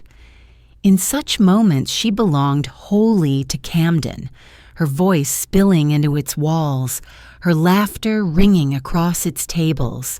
These impromptu performances are remembered still, stories told with fondness by those who happened to be there, as though the streets themselves were witnesses to her generosity of spirit. But Camden also held the shadows of her decline. The same pubs that gave her laughter offered her endless drink. The same corners that offered music offered drugs. The same familiarity that gave her belonging made it easy to slip into habits without resistance. Neighbors who loved her also watched her unravel, powerless to stop the cycle that played out daily in their streets. They saw her stumble, saw her fight, saw her flee from the paparazzi who lurked even here, invading the only place she might have hoped for privacy. The walls of Camden carry her still. Murals were painted in her honor after her death, her likeness gazing out with heavy eyes, her beehive towering like a crown, her tattoos inked upon brick. Tourists come to see these images, to walk the same streets she once walked, to feel a fragment of the life that burned there. But while she lived, those walls were less kind. They echoed with tabloid headlines shouted aloud, with paparazzi footsteps chasing her, with the whispers of neighbors worried yet helpless. Camden loved her, but Camden could not save her. Her home there, the townhouse in Camden Square, became both fortress and prison. Within its walls she retreated often, blinds drawn, music echoing through its rooms, bottles left scattered. Outside its door reporters waited, ready to capture each arrival and departure. Friends came and went, sometimes offering support, sometimes enabling her, sometimes simply sharing in the chaos. The house held moments of tenderness, her with her goddaughter Dion, her with her cats, her with close companions, but it also held nights of despair, arguments, isolation, and the deepening spiral of addiction. To think of Camden in her story is to think of a double-edged place, one that grounded her, yet also dragged her downward. She could not abandon it, for it was part of her soul, nor could she fully flourish within it, for its temptations and memories weighed upon her. It was her chosen home, her stage, her battlefield. And like many who love too fiercely, she remained loyal even to what harmed her. In the wet cobblestones, one imagines her footsteps lingering, echoes that continue long after she is gone. Locals remember her singing outside pubs, her kindness in small gestures, her fierce loyalty to those she called friends. They remember, too, the arguments in the street, the nights when police were called, the chaos that unfolded so publicly. Camden did not conceal her. It revealed her in all her contradictions, brilliant and broken, tender and volatile, beloved and besieged. And so part 14 closes with those footsteps fading into the night, their sound swallowed by the damp air. They lead toward her final summer, toward days of strange calm and sudden laughter, toward the last chapter of her life. The rain falls lightly upon the cobblestones, and within that rain is the beginning of something final. For the next sound is the gentle patter of rain on the roof, steady and inevitable, marking the days of her last summer as though the sky itself were counting down. The rain begins softly upon the roof, each drop tapping its own small note, a rhythm gentle yet unyielding, as though the sky itself has chosen to keep time. Inside the house on Camden Square, the sound of rain is both soothing and sorrowful, a veil that separates the quiet interior from the restless world outside. It is the summer of 2011, and Amy Winehouse at 27 drifts between moments of fragile calm and restless unease. There is a stillness about these days, a sense of waiting that none can name, a strange lull before an ending no one dares to expect. Those who saw her in these final weeks recall her as fragile, but also, at times, luminous. She would smile suddenly, her laughter breaking through the silence like sunlight through a cloud. She doted on her goddaughter Dion, encouraging her music, showing flashes of the nurturing spirit that fame had so often obscured. She sang a duet with her in public, her voice gentle, supportive, more mentor than star. In those moments, one glimpses what might have been, a future in which Amy turned her gift toward guiding others, a life steadier, softer, less consumed by chaos. But these moments were scattered, fleeting. More often, she withdrew into herself, her house becoming both refuge and confinement. Friends came and went, sometimes leaving reassured, sometimes worried. They found her sitting with her guitar, strumming absent chords, humming half songs that trailed off into silence. She spoke of new music, of recording again, of moving forward, but the plans remained vague, intangible, like words written in water. The weight of her addictions, the exhaustion of years of turbulence, the loneliness of fame, these were still with her, even when she laughed. The rain on the roof fell without pause, and within the house, Amy sometimes mirrored its rhythm with her own tears, though she tried to hide them. She had spoken often of her longing for love, for companionship, for the kind of devotion that could anchor her, but love had betrayed her again and again, leaving her wounded and wary. In these last weeks, she seemed to drift between yearning and resignation, her heart still open, yet her spirit too tired to chase what it could not hold. Friends recall her speaking of Blake still, as though the bond had not dissolved even with distance, as though his presence remained a shadow in her room. Her relationship with alcohol worsened in this final summer. She had periods of abstinence, moments of clarity, even stretches where she tried to live cleanly. But the bottle remained near, a temptation that was never far. She drank heavily again, often alone, retreating into its haze as though it could shield her from the silence pressing in. The press, ever circling, continued to publish photographs of her nights out, of her frailty, of her stumbles. But in truth, the greater part of her days was lived quietly, in seclusion, unseen by cameras, her struggles hidden from the public gaze. There is in these final weeks a haunting quality, as though time itself had slowed. Those around her sensed both hope and dread, glimpses of recovery mingling with signs of decline. She was still young enough for a new chapter, still talented enough to create again, still loved enough to be held, and yet she seemed to move as though weighted by inevitability, as though the ticking of the unseen clock was louder now, even if unspoken.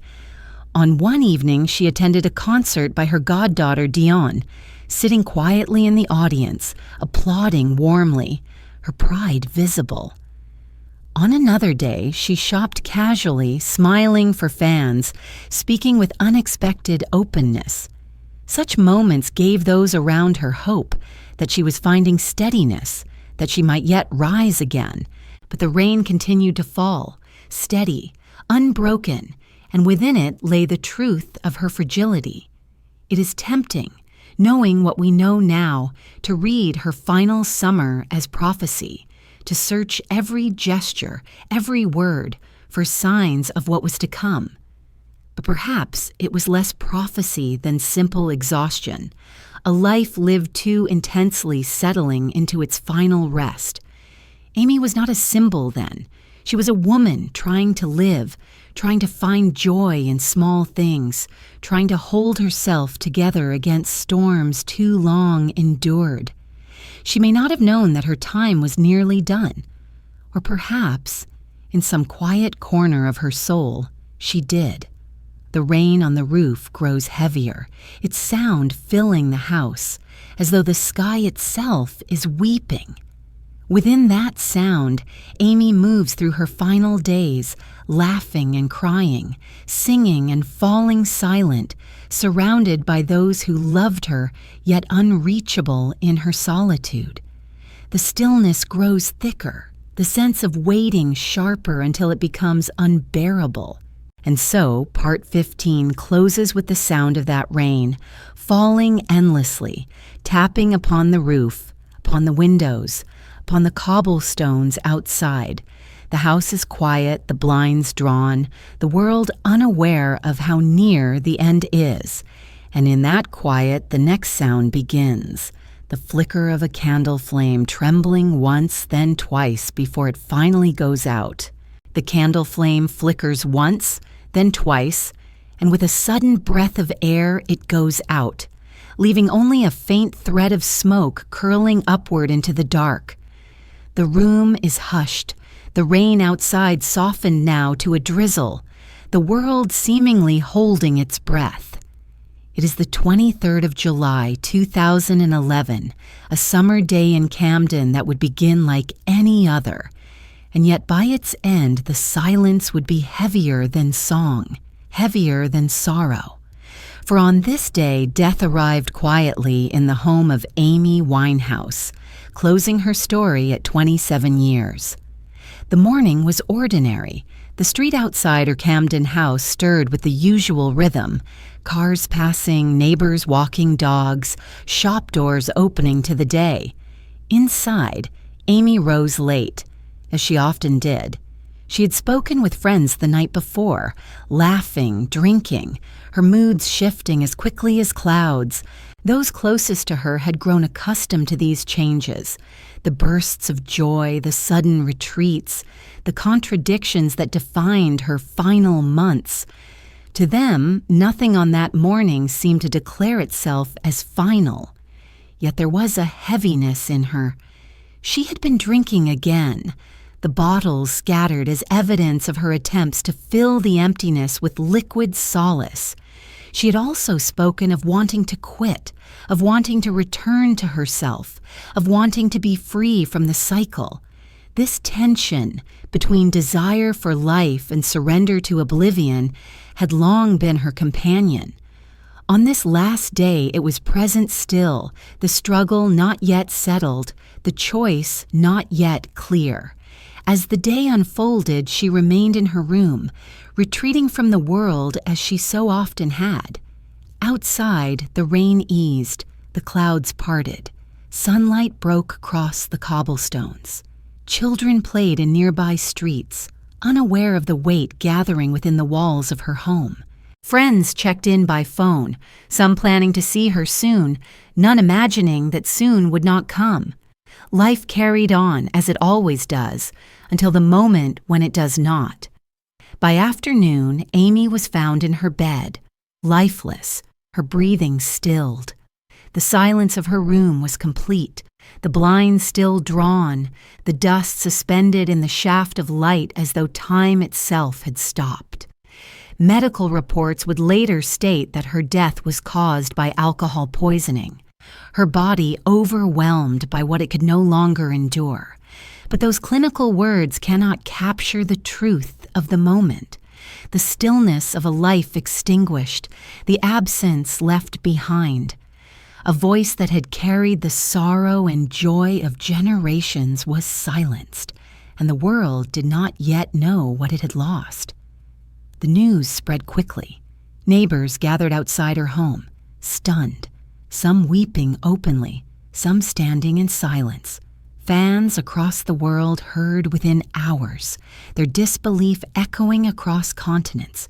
The press, who had so long feasted on her decline, now feasted on her death, their cameras flashing once more outside her Camden door. Yet amid the noise there was a deeper quiet, the recognition that something irreplaceable had been taken, that a voice once heard could never be unheard, that a life once lived could never be repeated. Those who loved her most were left with unbearable grief. Her parents, her brother, her closest friends, each felt the hollowing out of their world. For though the public knew Amy as a singer, as a star, as a troubled figure, they knew her as a daughter, a sister, a friend, a young woman of warmth and humor who had been consumed by forces too great. Their mourning was private, yet it played out under the harsh glare of the world's gaze. Their loss turned into yet another spectacle. Her house became an impromptu shrine. Fans left flowers, candles, notes, photographs, bottles of wine, records, drawings. Songs were sung in the street, tears shed by strangers who felt as though they had known her, as though her voice had carried them through their own sorrows. The air outside her home was heavy with lilies and cigarette smoke, with silence punctuated by sobs. Camden itself seemed to pause, its streets quieter, its pubs dimmer, as though the neighborhood grieved its daughter. To reflect on that day is to reflect on the fragility of life itself. Death did not come with fanfare or violence. It came quietly in the stillness of a summer afternoon, in a room where blinds were drawn and a candle had gone out. It came without warning to those outside, yet with inevitability to those who had watched her struggle for years. It came as both shock and confirmation, both unbearable and unsurprising. And in its arrival, it bound her forever to the number 27, to the lineage of those who had burned too brightly, to the myth that would outlive her. But beyond myth, beyond numbers and clubs, there remains the reality of a woman gone too soon. A woman who laughed loudly, who wrote lyrics with sharp wit, who sang with a voice steeped in sorrow yet alive with joy. A woman who longed for love, who struggled with demons, who gave more of herself than she could bear. To remember only her death is to forget her life, and yet the weight of her ending cannot be denied. It casts its shadow backward across all that came before, coloring each song, each word, each performance with the ache of knowing how it ended. The candle is out now, its smoke long faded, the rain stopped, the house silent. Outside, the world carries on, but within Camden, within London, within the hearts of her listeners, the silence remains. And in that silence, part 16 closes. Not with a chord, not with applause, but with stillness. The silence is total until it is broken by the faint fragrance of lilies carried on the wind, a scent of morning that announces the vigil to come, the gathering of those who could not let her pass without tribute. The fragrance of lilies drifts on the wind, faint yet unmistakable, their sweetness heavy, solemn, clinging to the air around Camden Square. Outside the house where Amy's voice fell into silence, mourners gather. Some come with flowers in hand, others with candles, others with only their grief. The pavement fills slowly, quietly, as though drawn by instinct rather than command. The air hums with a reverence rarely found in city streets. Lilies, roses, bottles of wine, handwritten notes. They begin to form a shrine at her door, an altar of remembrance built not by priests but by strangers whose lives had been touched by her song. The scene is one of contrasts. There are those who cry openly, their faces streaked with tears as though mourning a sister or daughter. There are others who stand silent, heads bowed, unable to speak. Some sing softly, her lyrics rising into the twilight like prayers, each word carrying both sorrow and gratitude. Tourists pause, unsure at first, then linger, caught in the gravity of collective mourning. The press are there too, their cameras clicking, their presence both documenting and intruding. But for a time, even their noise is softened by the weight of what has happened. The vigils continue through the night. Candles flicker against the darkness, their flames trembling yet steady, as though holding vigil themselves. The scent of lilies grows stronger as more flowers are laid down, mixing with the acrid smoke of cigarettes and the dampness of rain still lingering in the air. The street becomes a place transformed, no longer ordinary but sacred, a site of pilgrimage where grief and love meet. Across London, the news spreads like fire, and beyond London, it crosses oceans. In New York, in Paris, in Tokyo, in small towns and villages where her voice had once played on radios and records, people stop to absorb the loss. Radio stations devote hours to her songs. DJs speak in hushed tones of her genius. Callers weep as they recall what her music meant to them. The world, so quick to mock her when she stumbled, now pauses in sorrow. Her death, though not unexpected to those who had watched her struggles, strikes with a force that cannot be softened. She was only 27, and that number rings like a tolling bell. Other musicians stepped forward to pay tribute. Some knew her well, some only admired her from afar, but all recognized the enormity of the loss. They speak of her voice as timeless, of her honesty as rare, of her presence as unforgettable. On stages across the world, her songs are sung again, not in imitation but in homage.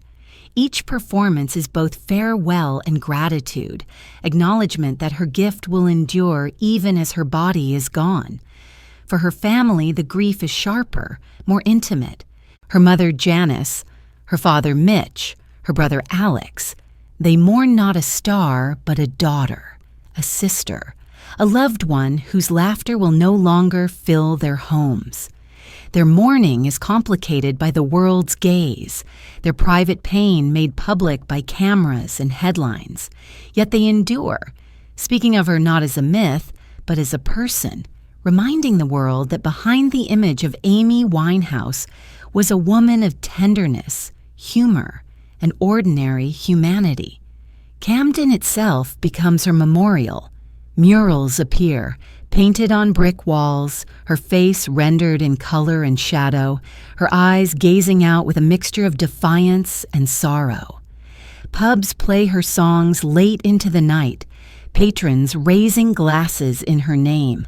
The market stalls sell T-shirts with her image, and while some see commerce, Others see homage.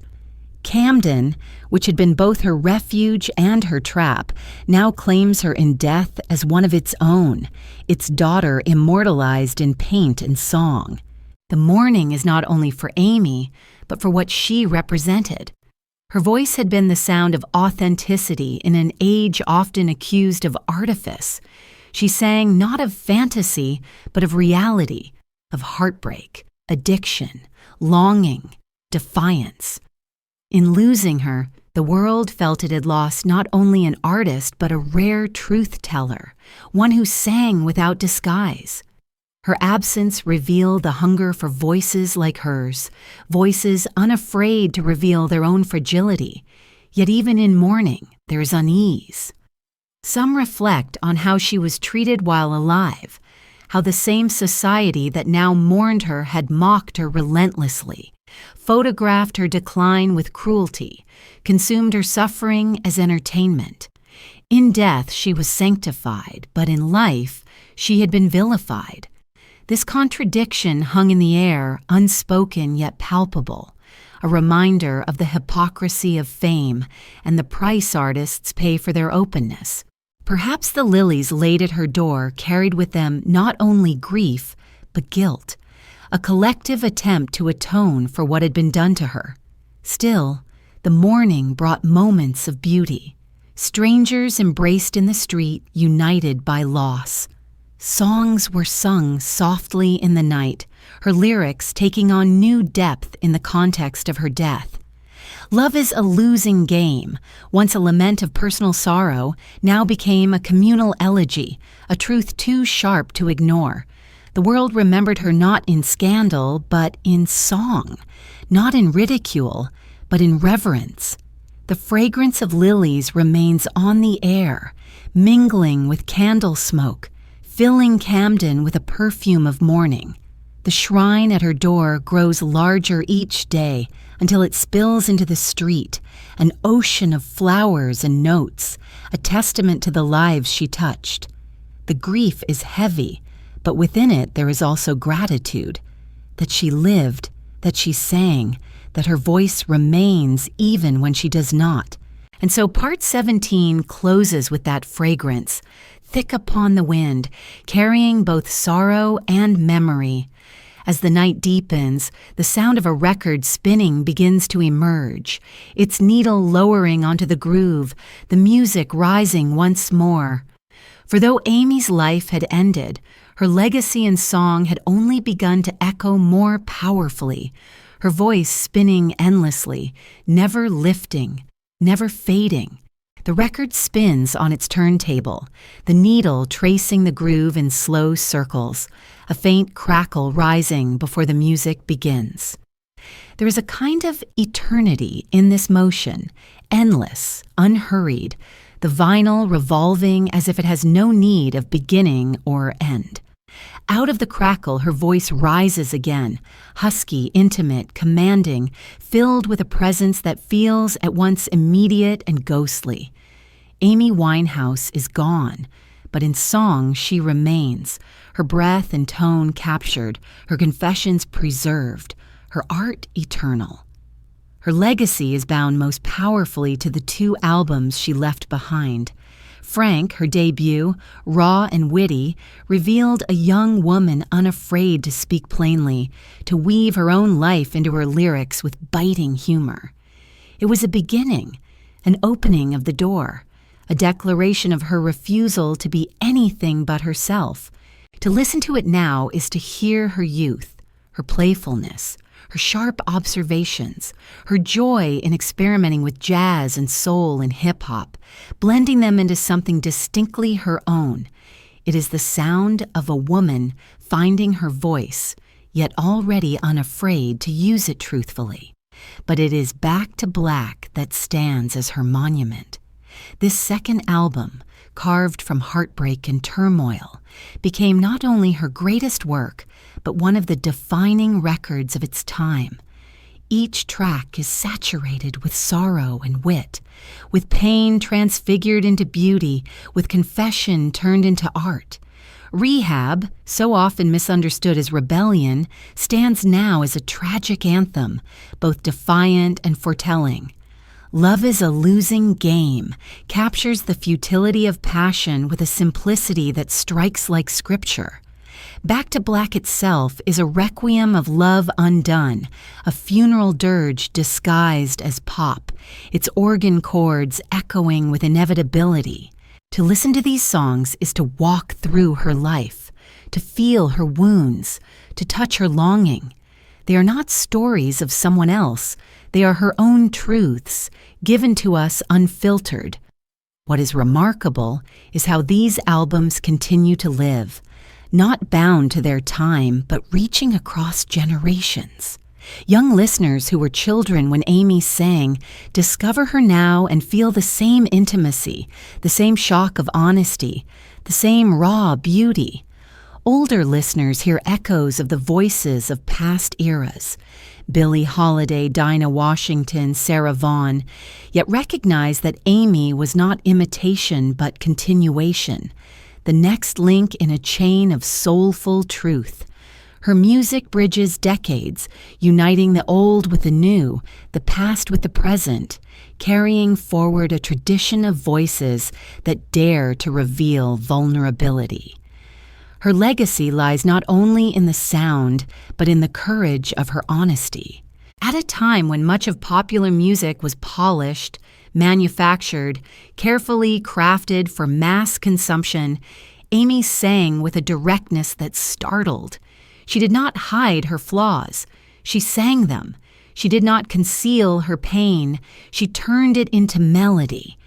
And in doing so, she gave permission to others to be vulnerable, to speak openly of their struggles, to resist the demand for perfection.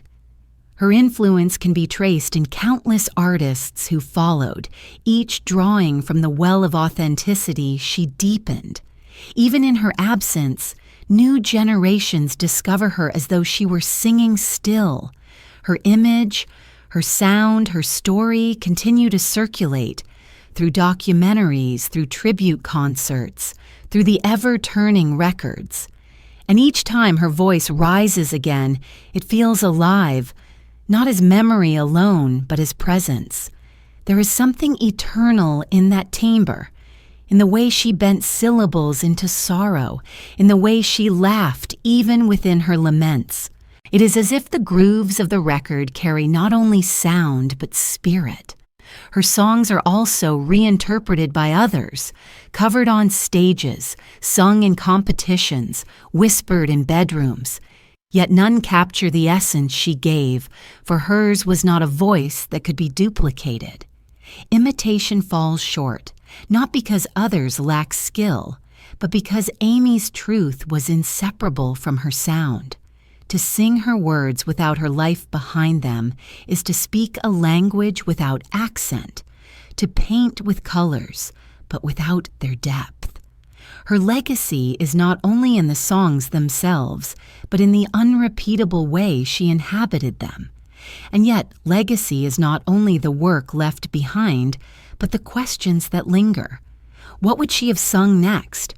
What new directions might her music have taken? Would she have turned to quieter jazz, to more mature reflections, to mentorship of others? These questions haunt, as they do with all who depart too soon. But perhaps the absence is itself part of the legacy. The unfinished invites imagination. The silence compels longing.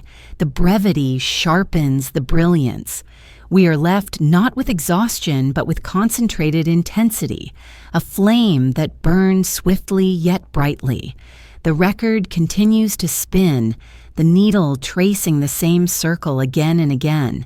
Her voice repeats, familiar yet each time new, for in grief the ear hears differently, in longing the heart interprets anew. Her music becomes not only hers but ours, each listener finding their own story within her words, each generation discovering their own reflection in her pain. This is the mark of true legacy, that it does not remain fixed in time, but grows, shifts, endures. And so part 18 closes with the record still spinning, endlessly, never lifting, the crackle of vinyl mixing with the smoke of memory. The sound does not end, but as it plays on, another image begins to surface. A photograph pinned to a wall, its colors fading in the sun, her face smiling faintly from behind the glass. For beyond the music lies the culture of memory, the tributes, the documentaries, the murals, the ghost of her presence that lingers not only in sound but in image. The photograph fades in the sun, its colors bleaching slowly until her smile is no longer as sharp, her eyes less piercing, her features dissolving into soft outlines. Time does this to all images, yet when it happens to the likeness of one gone too soon, it carries a different weight.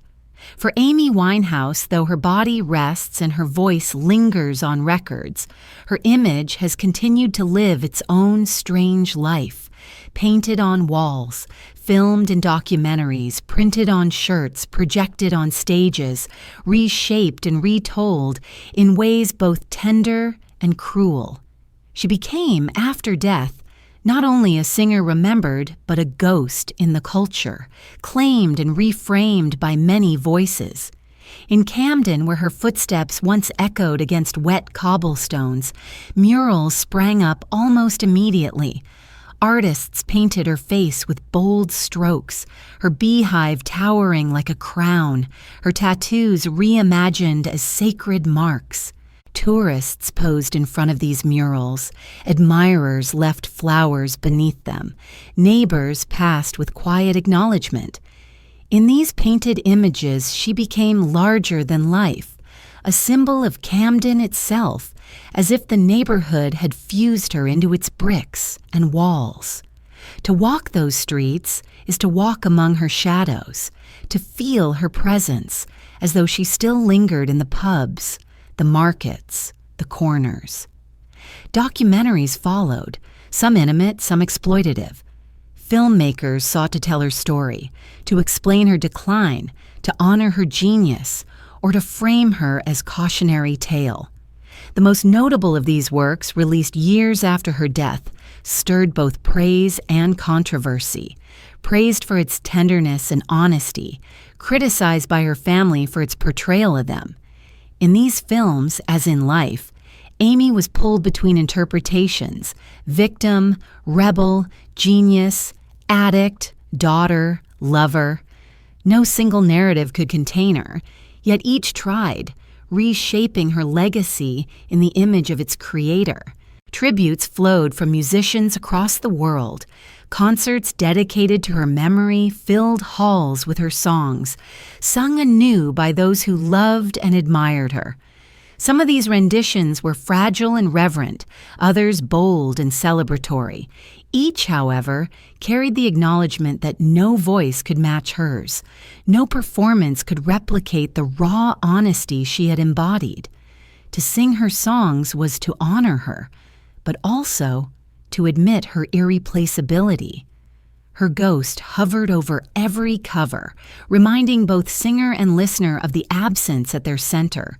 Her image, too, became commodified, her face printed on posters, shirts, mugs, her style imitated by fashion lines, her eyeliner and beehive adopted as symbols of retro chic. To some, this felt like exploitation, a reduction of her life to symbols for sale. To others, it was a sign of her enduring influence, her transformation into an icon whose style spoke across decades. The line between tribute and commodification blurred, as it so often does with legends gone too young. Yet beyond the murals, the films, the merchandise, there is the quieter haunting of her ghost. Listeners who put on her records speak of feeling her presence near, as if she is in the room, leaning on the wall, cigarette in hand, laughing between verses.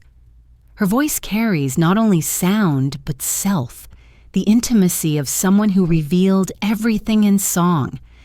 For many, this intimacy remains alive even years later, her ghost less cultural symbol than personal companion.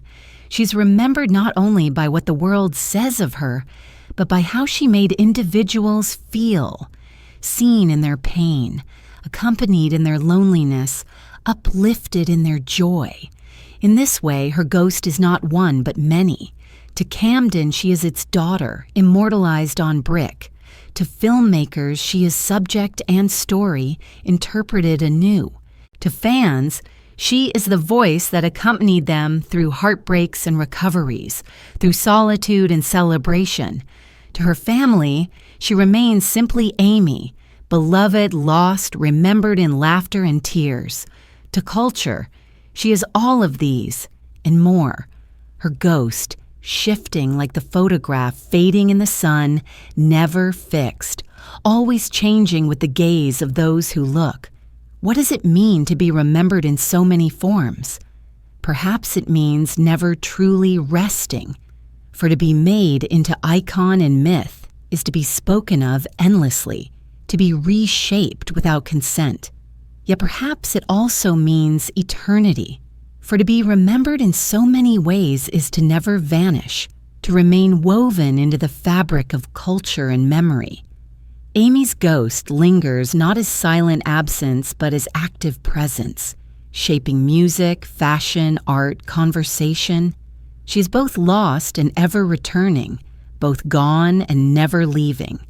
The photograph in the sun fades further still, but its outline remains.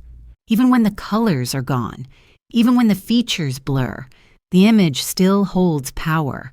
For those who know it, can still recognize it. So it is with Amy's legacy.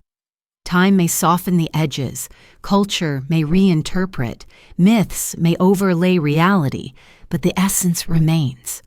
Her voice, her laughter, her vulnerability, her fire, these remain recognizable, unerasable, even as the details fade.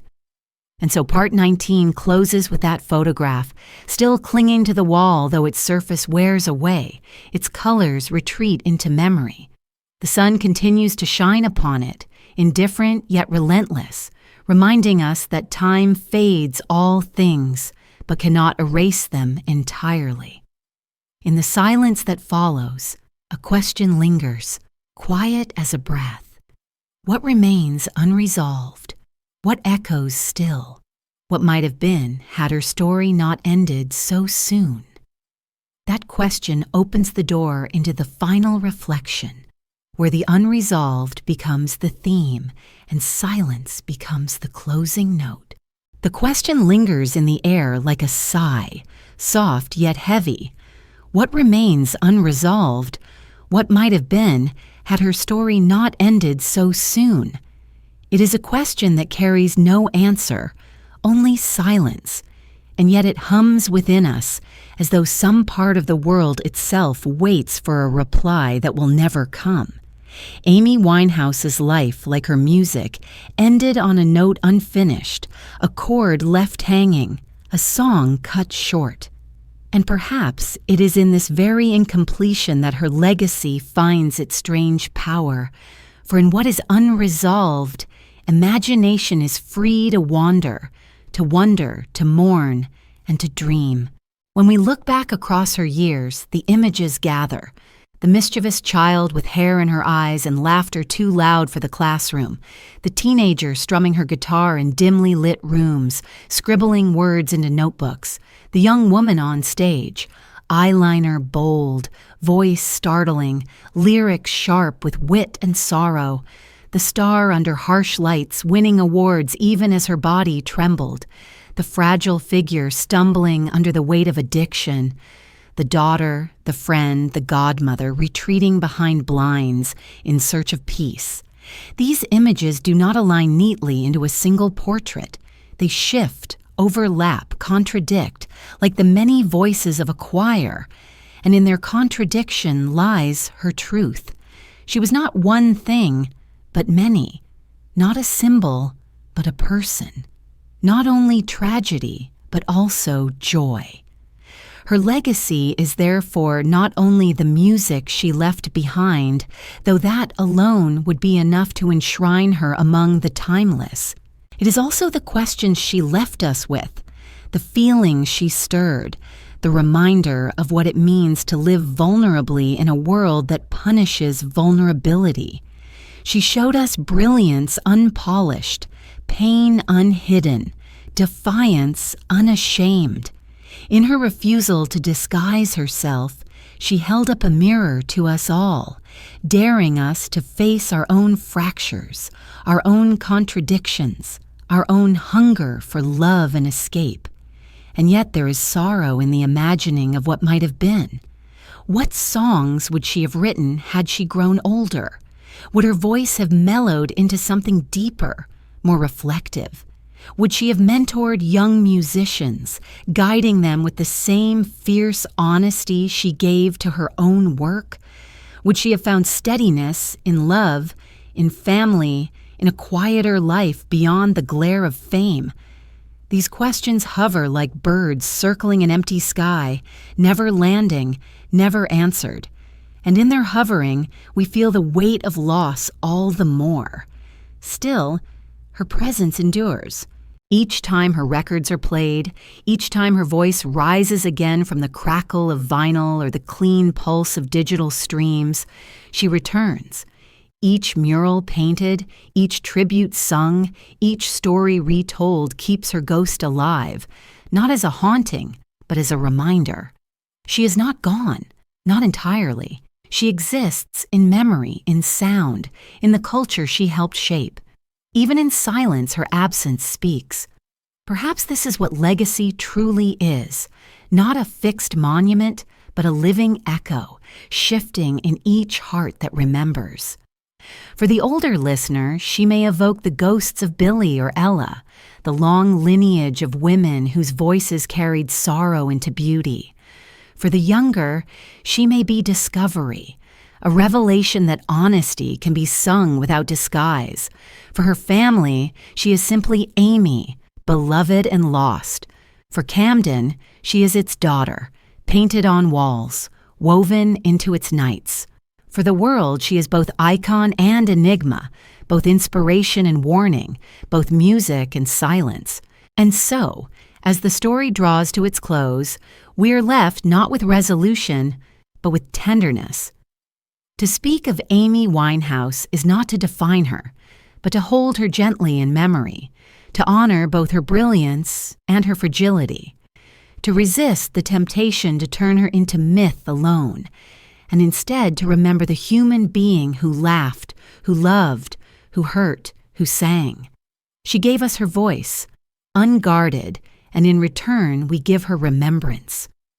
The unresolved note still hangs in the air, its echo neither fading nor resolving, suspended like a star that refuses to fall. It invites not closure, but contemplation. It asks us to sit in the silence, to listen to the faintest echoes, to let ourselves drift with them into sleep. For some stories are not meant to be tied with finality. Some stories are meant to remain open, to breathe, to continue in those who hear them. Amy's is such a story. And so part 20 closes, and with it the telling of her life. Not with applause, not with the clang of finality, but with quiet. The sound fades to stillness, leaving only a gentle, unresolved hum, like the last vibration of a note struck on a piano, trembling into silence. Hold it softly, dear listener. Let it linger as you rest. The story is told, but the song goes on.